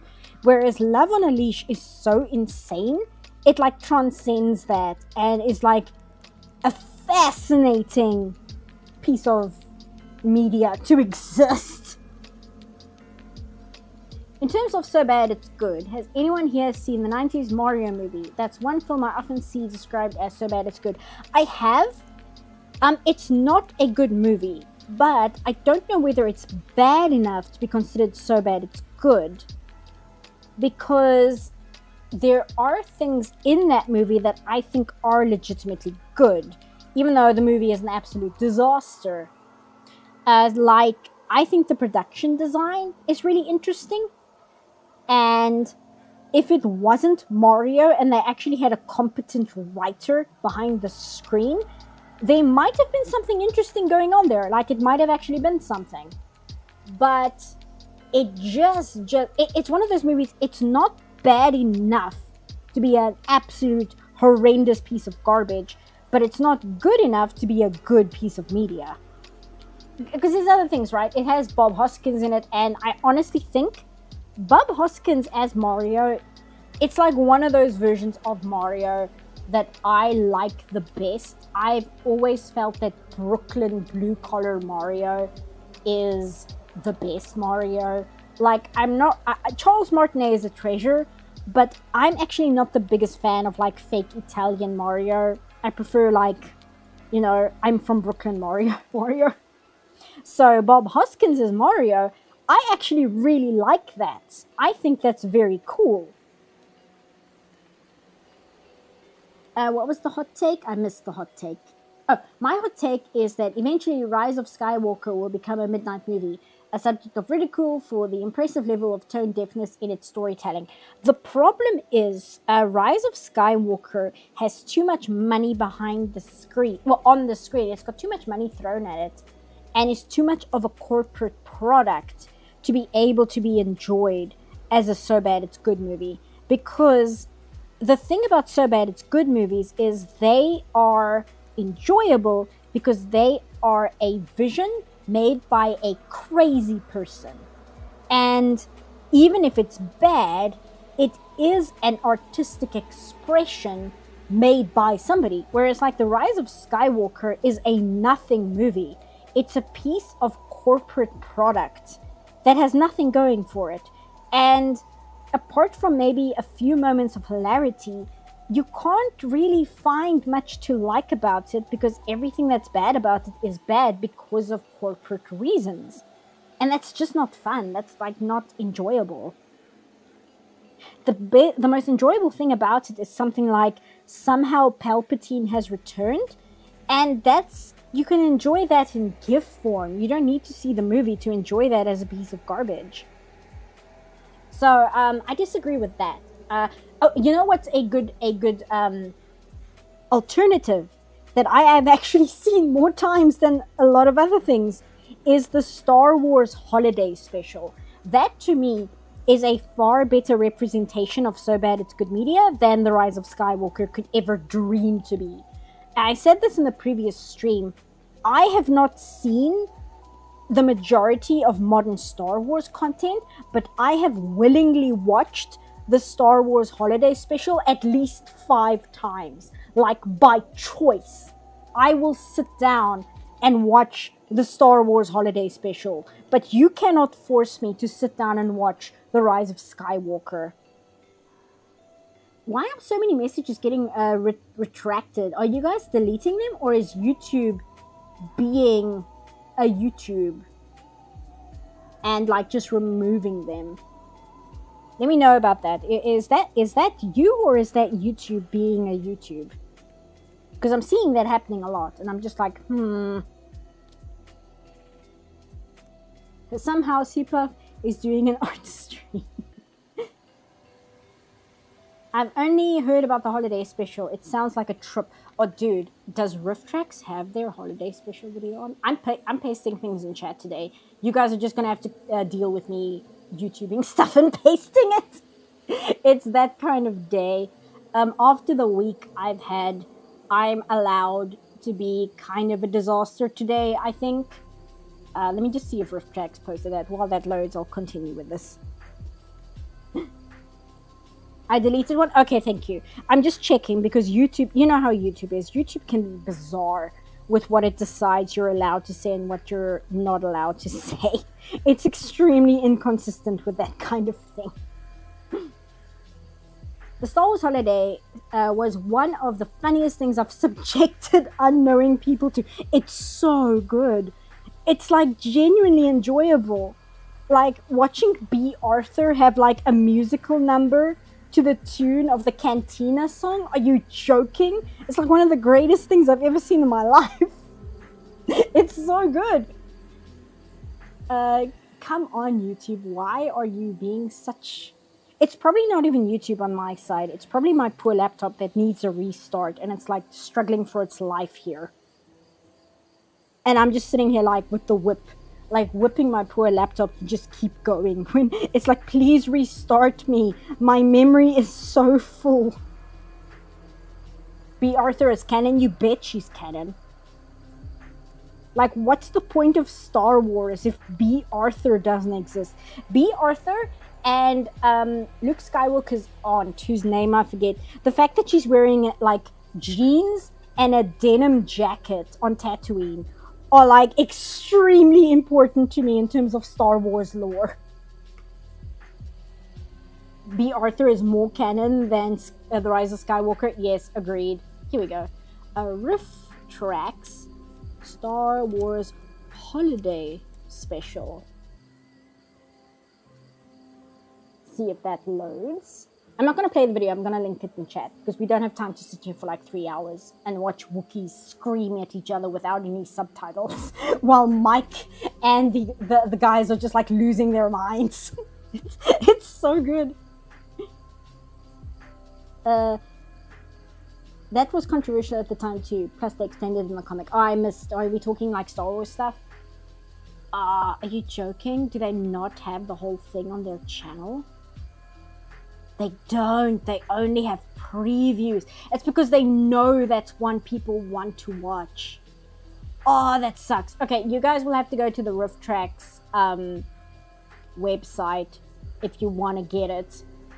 Sorry about that. I can't just link a video of it in chat because they don't have it up. They've got a lot of their catalog up on their YouTube channel for free, but I guess because they know the Rift Tracks of the Star Wars Holiday Special is such a highly demanded piece of content, they're not going to put that one on their YouTube channel for free. That's when they're going to lock behind their website and it's like, no, you pay us the $9 for this.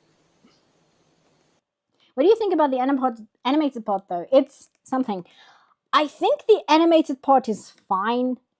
I know some people complain about the animation style. I kind of am okay with the art style because it reminds me of like the very, very 1970s independent comic movement. It kind of makes me think of that a lot. So I kind of like the style. What are you playing? Are you playing the wrong thing? Yes, you are. I really like the animation style. It's a little stiff in parts and a little bit too loose in others. But I like the way they like interpreted a lot of the colors and the texture work and the line work and stuff. So I think it's fine. I don't think it's fantastically written, but to me, it's about on par as like something you'd find in like a children-focused Star Wars magazine. You remember in the 90s, you would get like magazines that were like about The Little Mermaid or about The Lion King, and they would have like little short stories in them that were written by commissioned writers, and it will just kind of be this like nothing side adventure where there aren't super high stakes. And it just has the canon characters doing something silly for a few pages and then they have a misadventure and then they get out of it. That's kind of what the animated segment in the holiday special is. I think it's perfectly okay. I think it's perfectly serviceable for what it's doing. They made Han look like Roger Waters after getting attacked by bees. How dare you? Oh, Roger Waters. I thought you meant John Waters. Yeah. I'm not sure who Roger Waters is. I was about to say, John Waters is much more attractive than that. Have I watched Turkish Star Wars? I have not, but I'm aware of it. That's another one I should like put on my list of things I should actually check out, is Turkish Star Wars. He's from Pink Floyd? Ah, thank you. Roger Waters is Floyd's bassist. Okay, now I was thinking of John Waters, the director of Pink Flamingos. Different person entirely. And yet, is he that different person? No, completely different person. Do this. Here we go. Is there one here? No, there isn't, right? No, it's just the underskirt. Okay. Got this. Might be a hot take, but I feel kind of bad for her. She's a solid actress. I hope she still has a good career after that. Are you talking about Daisy Ridley? I was like really hard on her originally, but it wasn't really her fault. When I saw The Force Awakens, right, I was very annoyed at it. And this was in like 2015, right? And my big takeaway was that I was so mean now thinking back on it. My big thing is, I remember saying, this is what you get, the movie, this is what you get when you want Furiosa from Mad Max, but you get an actress whose name is Daisy to play Furiosa. But yeah, that was like my extremely 2015 take on Daisy Ridley. I don't think she's a great actress. She has the same problem that Gal Gadot has, where she doesn't know how to act with her eyes. Like, if you look at the way she acts in every single scene, she doesn't know how to emote with her eyes at all. She kind of has the exact same look in her eyes, regardless of what emotion she's busy showing. She's always just kind of staring off into the middle distance, regardless of what is happening in the scene. Like, she could be screaming and crying and doing, like, she could be going through the motions of the acting, but it doesn't reach the eyes. Like I said, Gal Gadot has the same problem. 90% of her acting is staring to the middle distance. Yeah. Like, I want to compare her to Kristen Stewart and Bella Swan. But the thing is with Kristen Stewart, right? And this is going to sound insane unless you know what I'm talking about. Kristen Stewart is extremely popular in France. And that is because the way that Kristen Stewart acts is extremely French. She has an extremely French way of acting, which is entirely different than Daisy Ridley, who can't emote with her eyes. You know, like, it's a different kind of insane, but it's not the same, because Kristen Stewart has proven that she can translate her style of acting to, like, a French audience.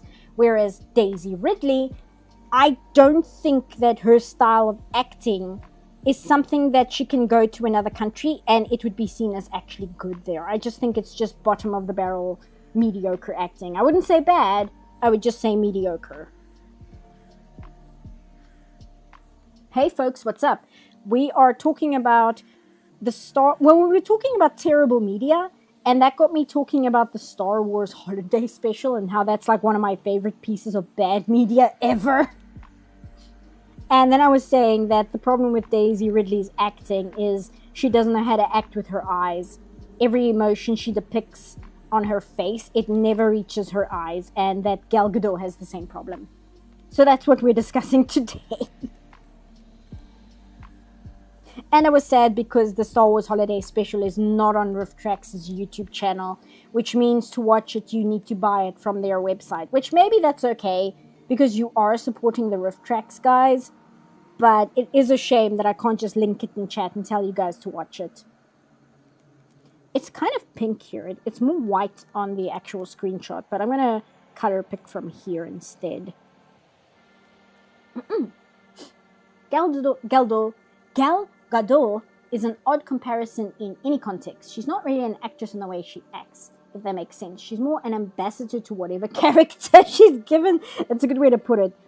She's not here to like make you... She's here to make you like the character. She's not here to actually act.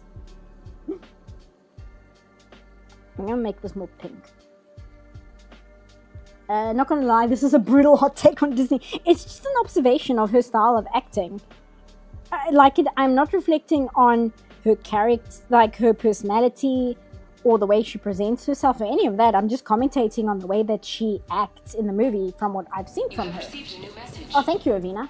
Thank you, Classics for Real. Thank you again. Play Star Wars Holiday Special redubbed with spooky music, please. Unfortunately, I can't do that. Oh, come on. I want to block them. I want to heart the comment. I can't do that. And also, it's 3 hours long. So it'll be like Wookiees screaming over like theremin music, which honestly, actually, that sounds kind of awesome. But no, we're not going to do that. But is the Star Wars Holiday... No, I'm not going to search that. I was going to check whether the Star Wars Holiday Special itself is on YouTube, but I'm like 90% sure it is. But I think the best way to watch it is with the riff tracks, unfortunately. So I would suggest like checking it out on the riff tracks website. I can agree with mediocre. I think we also got to remember that Star Wars was one of her first big break. Before then, she was working as a bartender, I'm pretty sure. No, she was a corpse in that one TV show. So she was doing something before Star Wars. But also, I don't give her that level of grace because then it's on the casting director. The casting director decided to cast her as the main character in a major Star Wars movie, and I just don't think she has what it takes to carry the movie. That's just a reality. And like I said, I feel the same way about Gal Gadot. I don't know why Gal Gadot... Well, I know why Gal Gadot was hired to play Wonder Woman. It's because of the way she looks, and that's not like, oh, she's so pretty. It's like, no, she's got the look for Wonder Woman, but Gal Gadot is not a good actress. She's just attractive. And again, she looks like Wonder Woman, so she can like pull it off in the looks department. But yeah, Daisy Ridley, she does not have the level of skill needed to endear herself to the audience.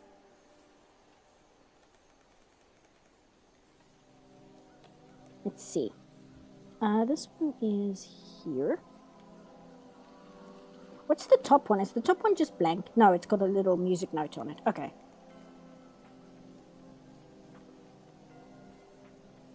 Do that. I also feel bad about John Boyega of Star Wars. Which one is he? Is he Poe or is he Finn? I will say the actor for Finn is actually like good at his job. I think whoever plays Finn is actually a pretty good actor. I think that in anything else, he would do very, very well. Finn? Yeah. No, he deserved better than that movie. I can tell that he's actually got acting chops. And I hope that whatever he goes on to do is better than Star Wars. Even the actor who played Poe. Honestly, I think he's like also like a legit good actor. It's just Daisy Ridley, who's really, really not. It's not that she's terrible. I've seen terrible actors, and she's not a terrible actor. But she is she's just mediocre. That's it. And again, it's not her fault for getting cast in a Star Wars movie. It's the fault of whoever the casting director was who put her in that position in the first place when she does not have the talent to pull it off. Saying that, I think Adam Fishkin has a point. Gal Gadot is a character ambassador. She presents us with the character. Here is the character I am playing. It's like, okay, thank you, Gal Gadot.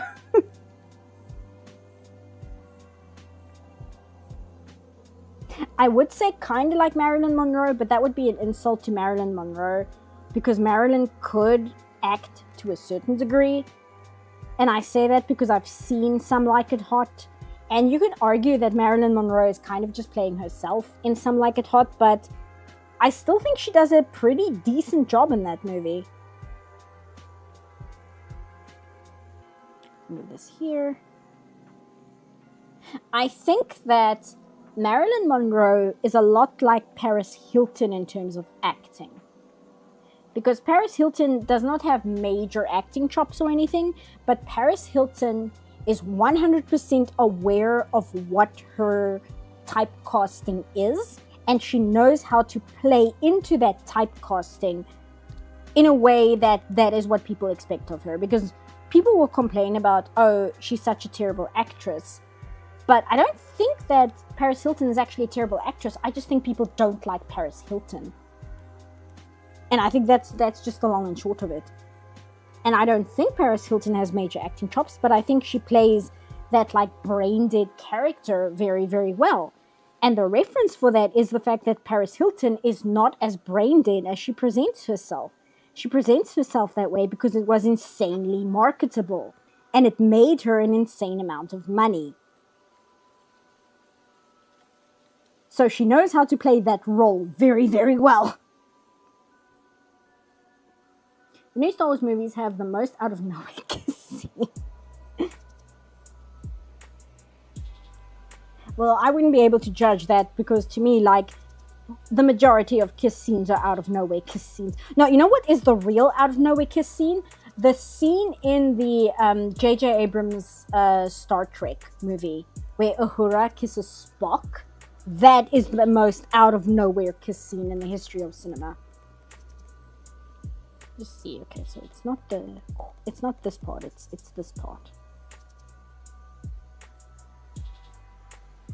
I don't really like how Gal Gadot plays Wonder Woman. She's supposed to be like Xena the Warrior Queen, which is more like a fish out of water, and she doesn't even look much like Wonder Woman. That's true.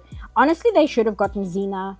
Like, I don't think the actress is, forgive me, but I don't think the actress is young enough to play Wonder Woman, but that is exactly the kind of person they should have gotten to play Wonder Woman.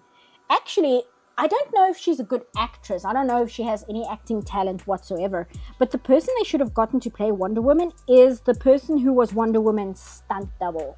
I forget her name, but she is a regular contestant on the Japanese endurance like obstacle course show, Sasuke. It's called Ninja Warrior in America.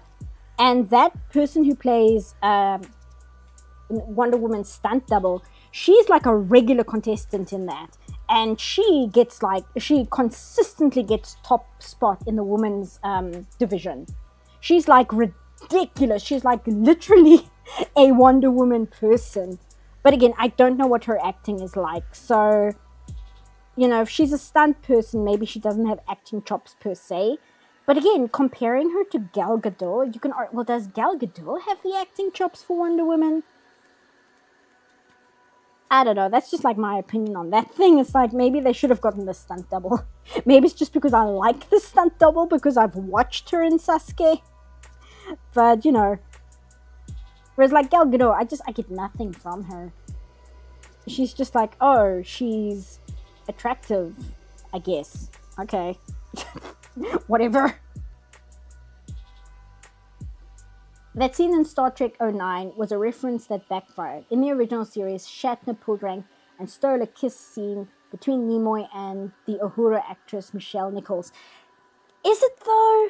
Because what I heard is when they were making the Star Trek 09 movie, they did not want any confusion as to the fact that Kirk and Spock were romantically involved, despite that being basically what kept the original Star Trek relevant for the past 7,500 years or however long it's been. So what they did was they forced a romance between Spock and Uhura because they also wanted to like subvert our expectations, and they didn't want Shatner to be the one to be like the ladies' man in that sense. So they like forced this weird romance between, oh, this is also gold, between those two characters. It was a stupid decision done for stupid reasons that added absolutely nothing to the plot whatsoever. And that movie's not bad. Like the first J.J. Abrams Star Trek movie, it's not that bad. It's probably one of the better Star Trek movies. Although, of course, we all know that the best Star Trek movie is a Galaxy Quest. So, like, how do you compete with that, right? Action stars aren't necessarily expected to act as long as they have charisma and fighting skills. I mean, that's what this actress has. Again, it's going to drive me crazy what her name is. Let me actually look it up, because there's a great photo of her as well, which I really like. Let's go here, go here. Wonder... No, not that. Why did you do that? I almost closed the streaming tab. Again, my laptop is begging for death. Wonder Woman stunt double. Yeah, I haven't seen that much of Xena. I need to watch more of Xena. I think I was too young when it came out, and then I never really got back to it, you know? But like I said, I'm too busy watching Columbo at the moment. I'm really enjoying that. Somehow that sounds like something Shatner would do. To 7 casting, one could cast a cardboard cutout of Gal Gadot with a voice recorder of pre-made lines. Oh, thank you, Avina. Oh, thank you, Classics for Real. Oof, all the Star Trek misinfo. Where is she? No, not the stunt double for the 70s Wonder Woman show. I get what you mean, Search Ikosha, but that's not what I'm looking for. Oh lord, and it's giving me results for that like failed Wonder Woman TV show that Channel Awesome talked about many years ago. Yeah, no. It is intent on showing me the stunt double for the 1970s Wonder Woman. But why? Is the new Wonder Woman movie so irrelevant that it thinks I'm more interested in the 70s one? Probably. Anyway, I'm going to give up on that because it's taking too much time. Here we go. I think Sasuke is another one of those TV shows that has, I know at least one episode is on YouTube. And the thing is with Sasuke is every episode is like 5 hours long. So I actually highly recommend looking that up. Oh, okay. Oof, Channel Awesome! Thank you, Classic, for real. That's really funny. Is it Georgina Armstrong? I think so. I think it might be. Wonder Woman pants to be darkened? Yeah, it's showing me that. It's like, no, I can see where you might make that mistake, but I'm actually interested in, you know, the high budget movie that came out recently. Not the failed TV pilot. The way you talk about Sausage Man. What? Oh, this heart. This heart is in the way. I'll just wait for somebody else to send a message, then I'll answer you. I appreciate the concept behind the heart, YouTube, but it is actively obstructing things. Here we go. I'll grab this darker pink here.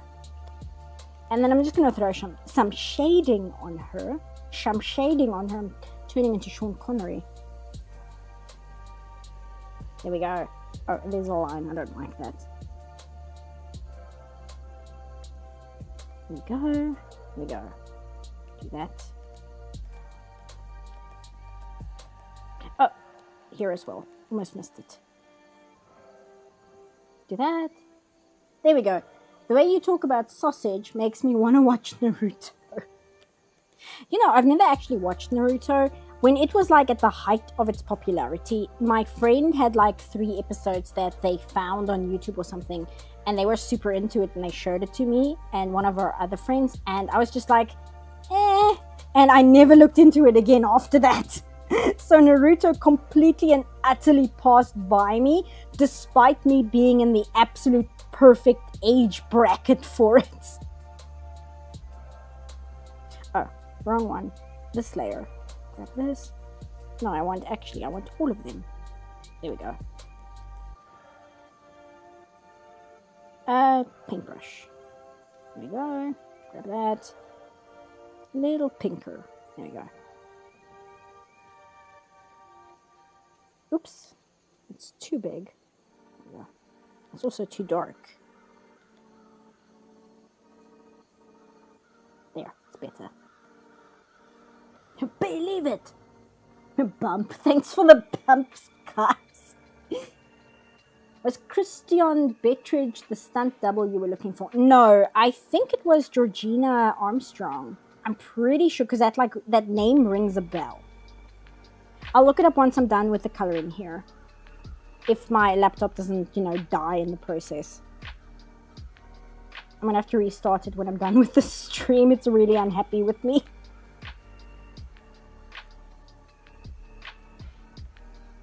That there, put that there. I meant to put Sasuke, not Sasuke. Oh, I see. No, the show is actually called Sasuke. Because Sasuke doesn't mean ninja. I don't know whether Sasuke was like a famous, well-known ninja in like Japanese mythology or history. Kind of like Miyamoto Musashi is a important historical figure for samurai. Not entirely sure how Sasuke ties into ninja-ness. Yes, a dam also has to be correct to avoid catastrophic flooding. I'm not sure what that's in reference to, but I think I just missed something. Do that. Do that. Do that. Probably just gonna blur these parts rather than smudge them. There we go. Blur these.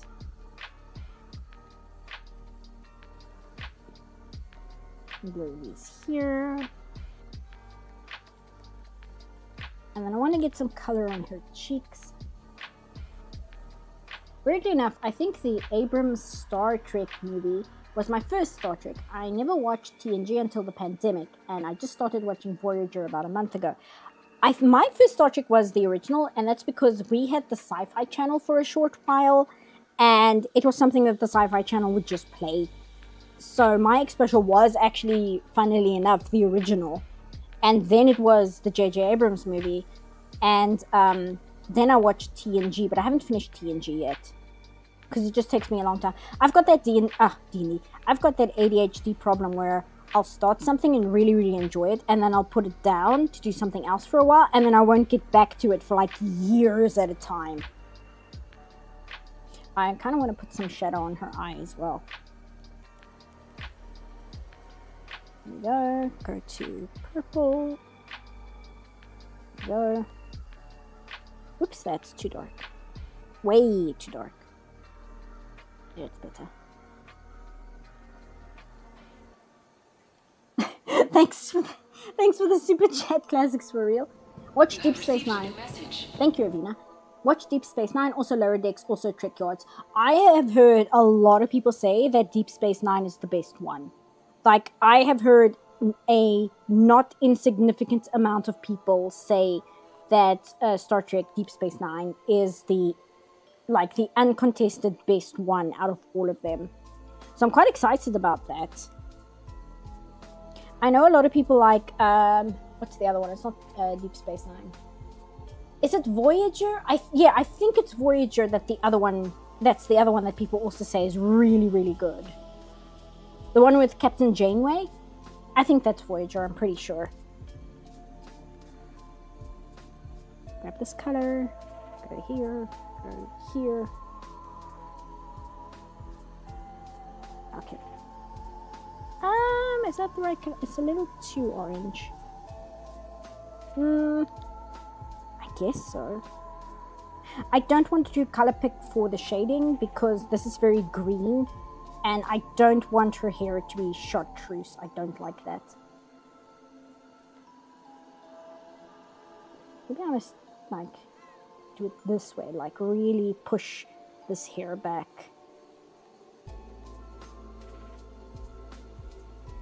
Here I'll blend it in so I don't have to worry too much about that. And we'll pull some like much lighter yellow here. And then I'll put like some hair highlights on her as well. Here we go, here, and I want this one. Not the water blade, this one. I was watching Star Trek Next Generation when it originally aired. Really? I need to get back to it. I know I keep saying that, but I really, really do. Columbo is just like my main focus right now because I'm enjoying it so much.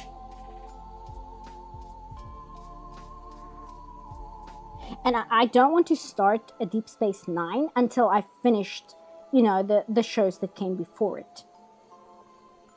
Because I want to watch them relatively in order. I know they're only like loosely connected, but still, I kind of want that continuity. That's also why I said earlier I haven't seen Joker, because I need to see King of Comedy first. Kind of the same deal. Oh no, that looks horrible. I need a different one. Is this one right? No, I think this is more for like straight hair. Let's see, what do I have? No, that's also for straight hair.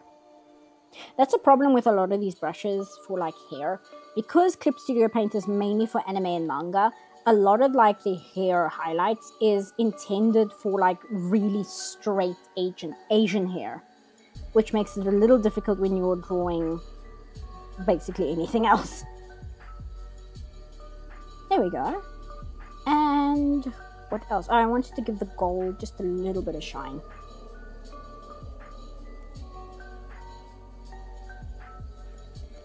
Grab this, oops, on the tool, grab this, push this, all the way there.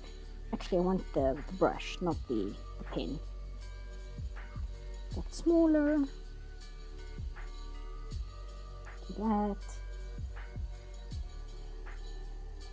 Do that. Oh, and here as well.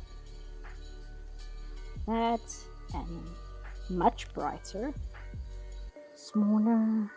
That. Lower Decks is very good. I've actually heard that from a few people. There was another Star Trek thing that came out recently that a lot of people were saying is really good. It's not the Orville, it's like an actual Star Trek thing. I can't remember what it was. I don't think it was Lower Decks. I think there was something else as well.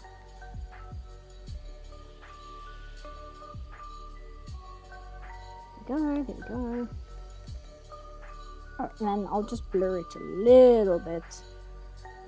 Blur. That, and blur it here. Blur it here. That should be good. There. Oh, and I wanted to... Oh, and I should probably just put a shadow on her hat as well, just to push it back.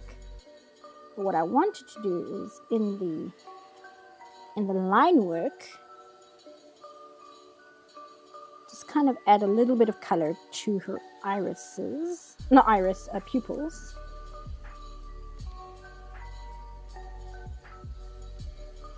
Like that. To make them a little bit softer, and then I'll put the shadow on the hat, and then I think we are done.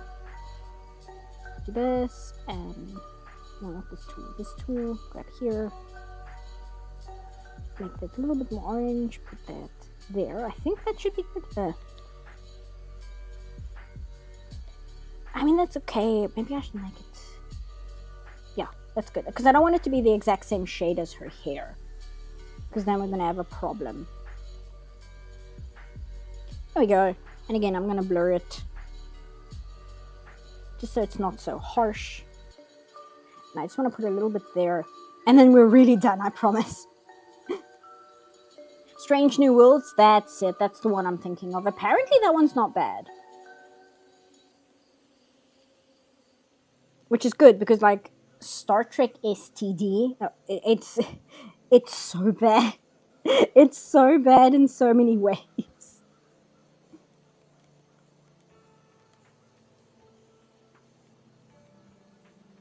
There we go. add some blur to this. And then I think we are done. Let me just hide the... Oops, no, that's the specular. Oh, it's this. There we go. Hide that. And make that like that. And then hit save. Strange New Worlds is my favorite of the newer ones. Excellent. Okay, I'm going to turn off my tablet. So this is my machine, not yours. Oh, it's not even beeping. I tell you, man, my tablet is... Oh, there it goes. It's in need of a new cable. I've got the new cable, but I haven't plugged it in yet. I'm waiting until I've got a better desk setup, because I'm in the process of upgrading my entire gear in terms of desk and chair and all of it. But I'm having to do it in chunks. Like, I got the chair, then I'm going to get the desk, etc. Blah, blah, blah. Do you watch Death Battle? No, I don't think so. Star Trek what? There's also a CG animated show called Prodigy. I think it's aimed at a younger audience. From what I've seen, that one is for a much younger audience, but I don't know if it's actually good or not, because something can be aimed at a younger audience and still be good, right? And still be worth watching, as long as you're aware of what its target is. You don't have to yeah. Because that's the thing I think some people have a problem with. I think some people will watch something aimed at a much younger audience than them and then get angry when the show doesn't address certain things, which would lead it into a far more adult conversation. And that is a criticism. I think I might also fall victim to it sometimes, where I am demanding more from a show than its target demographic would get.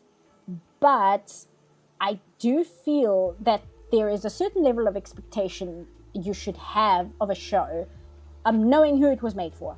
So, Star Trek, oh, I'm getting an error here. Am I still online? Am I still alive? My YouTube, again, my laptop is dying. But anyway, my point is, I would watch Star Trek Prodigy, whatever, but I would do so with the knowledge that this is aimed at a younger set of a younger audience than me, for instance. And I'm still alive. Okay, good. I am the one walking into a space meant for a younger audience, because I think that's the real problem, is you have people who walk into a space meant for a younger audience and then demand to be catered to. That was a big problem with the My Little Pony show from a few years ago, where that show was aimed at little girls, and there was a very, very large group of the audience who encroached onto that space, which was not for them, and then demanded to be catered to as the main audience.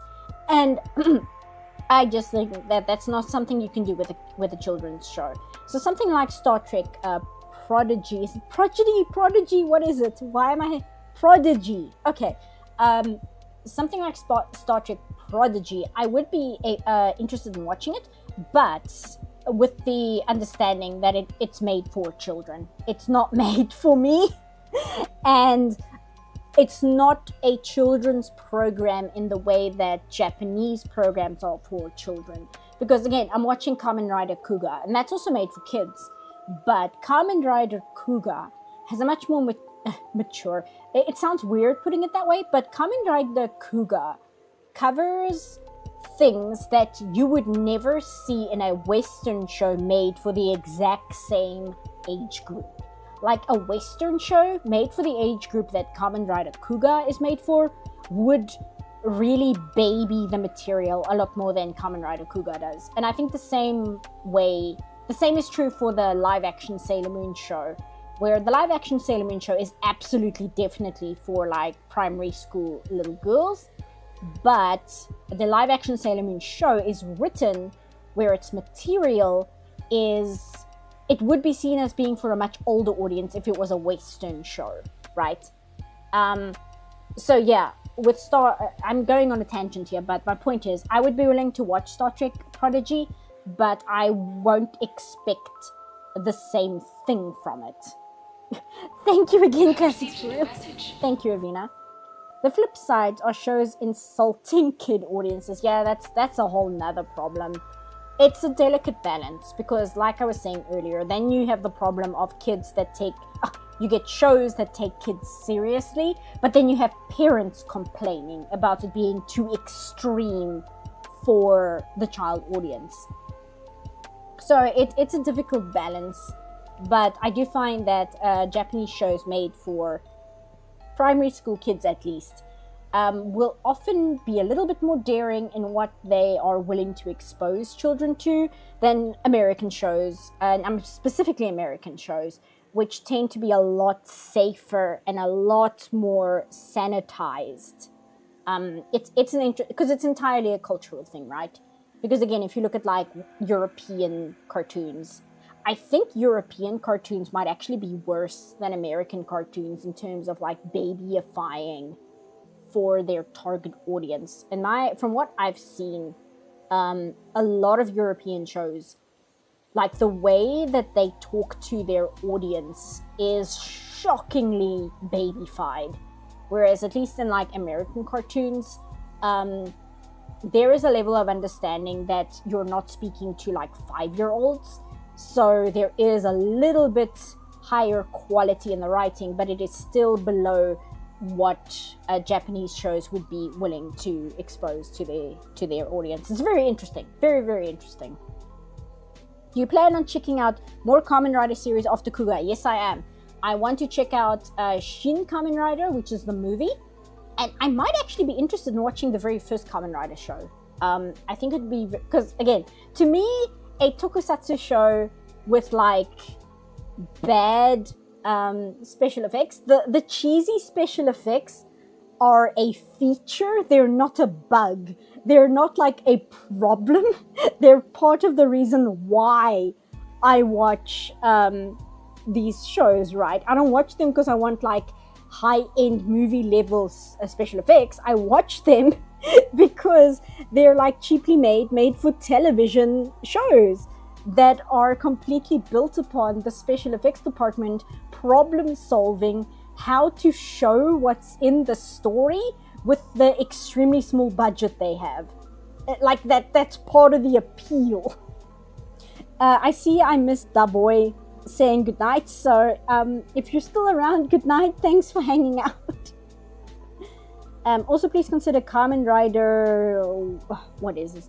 Kamen Rider Black and Kamen Rider Black RX. I've actually heard those are very good. I've actually got this open. Sorry, I know you guys are probably not here for me going on and on about TV shows that you don't actually care about, but what is this Google Doc? Here we go. Let's just wait for this to load. And then I'll tell you what's written in this Google Doc that somebody sent to me in terms of like where to start and what they recommend. I'm not going to read the whole thing. I'm just going to read the title names. And you can tell me what your opinions are.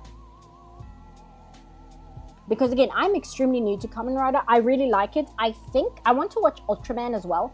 But I think I would be more interested in Kamen Rider than I would be Ultraman. This person, it's just a list of the, sorry, this is just a list of the Heisei series. Sorry about that.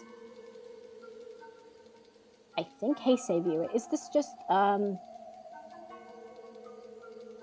sorry, this is just a list of way to watch them. Sorry, I thought this was like a ranking. I saw that a while ago where somebody like ranked the series, which is how I got into Kamen Rider Kuga in the first place, because that was like the person who made the list's favorite one. So that's why I started with that one. But I heard Black was very good, and Black RX I've actually heard is also very good. And I heard Kamen Rider Leo is insane. Apparently it is batshit crazy. But that's what I'm kind of also interested in, just because it looks absolutely like madness, absolute insanity. No, that's Ultraman Leo. Sorry, what am I talking about? Anyway, I need to go because it is almost midnight and my shoulders are killing me because I was sitting in the wrong position, and because my cable is, a little broken, I couldn't readjust. So my shoulders are not happy with me today. But thanks for hanging out, guys. Do we have any like last words of hellos or questions or anything before I say goodnight? You can't sit wrong. I know, but I did, like I said, I've bought the chair. I've bought the better chair to sit in, but I need to buy the better desk. And I can't sit in the better chair until I've got the better desk, because otherwise the chair doesn't fit where I'm sitting at the moment. So the chair is now, at the moment, simply proudly displayed next to me. And at the moment is being used by my Garrus Vicarian Dakimakura, who is claimed that space for his own. So until I get like the desk set up, it's the Garrus Vicarian Dakimakura chair. So, you know, that's a whole thing. But yeah, shoulders killing me. I'll probably watch Kamen Rider Kuga now that we've spoken about it, or Columbo, one or the other. Or yeah, because I was watching Joel play Voices of the Void. I've been marathoning that, but I've run out of episodes. So Joel needs to play it again before I can watch more of that. So probably gonna watch Japanese live action media made for children for the rest of the evening. So thanks for hanging out, guys. Let me get onto Streamlabs here. Kamen Rider Columbo! Honestly, that would have been awesome. Like, just have a Kamen Rider and have like an episode where Columbo shows up. Honestly, that's something they would have done in like an 80s Kamen Rider show. If they didn't, I can totally see them like doing it. They have like a knockoff Columbo character, and he's just there, and he's not actually Columbo, but he's like 100% supposed to be Columbo, and they like solve a case together.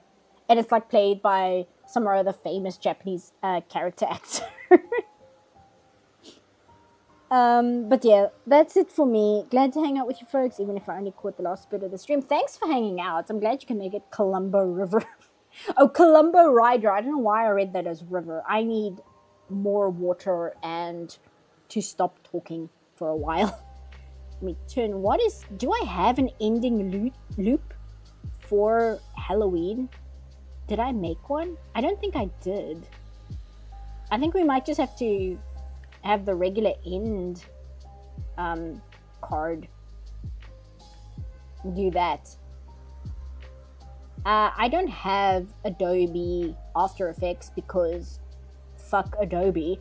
But one thing is, I have to like rely on finding assets because I can't just make my own. But that's it for me. Gonna hit stop on the music, and I'll see you guys next time. I wanted to stream a little bit earlier this month, but unfortunately, you know, shit happened and it was very bad, and everything sucks. So I'm sorry for the late in the month stream. I'll see when I'm able to stream next month. And in the meantime, I'll be working on the Magnifico. I keep wanting to say Magneto. The Magnifico video. So that should be up soon as well. So good night, guys. And I hope you have a good Halloween. Enjoy it. And I'll see you again soon. Bye, guys. Bye.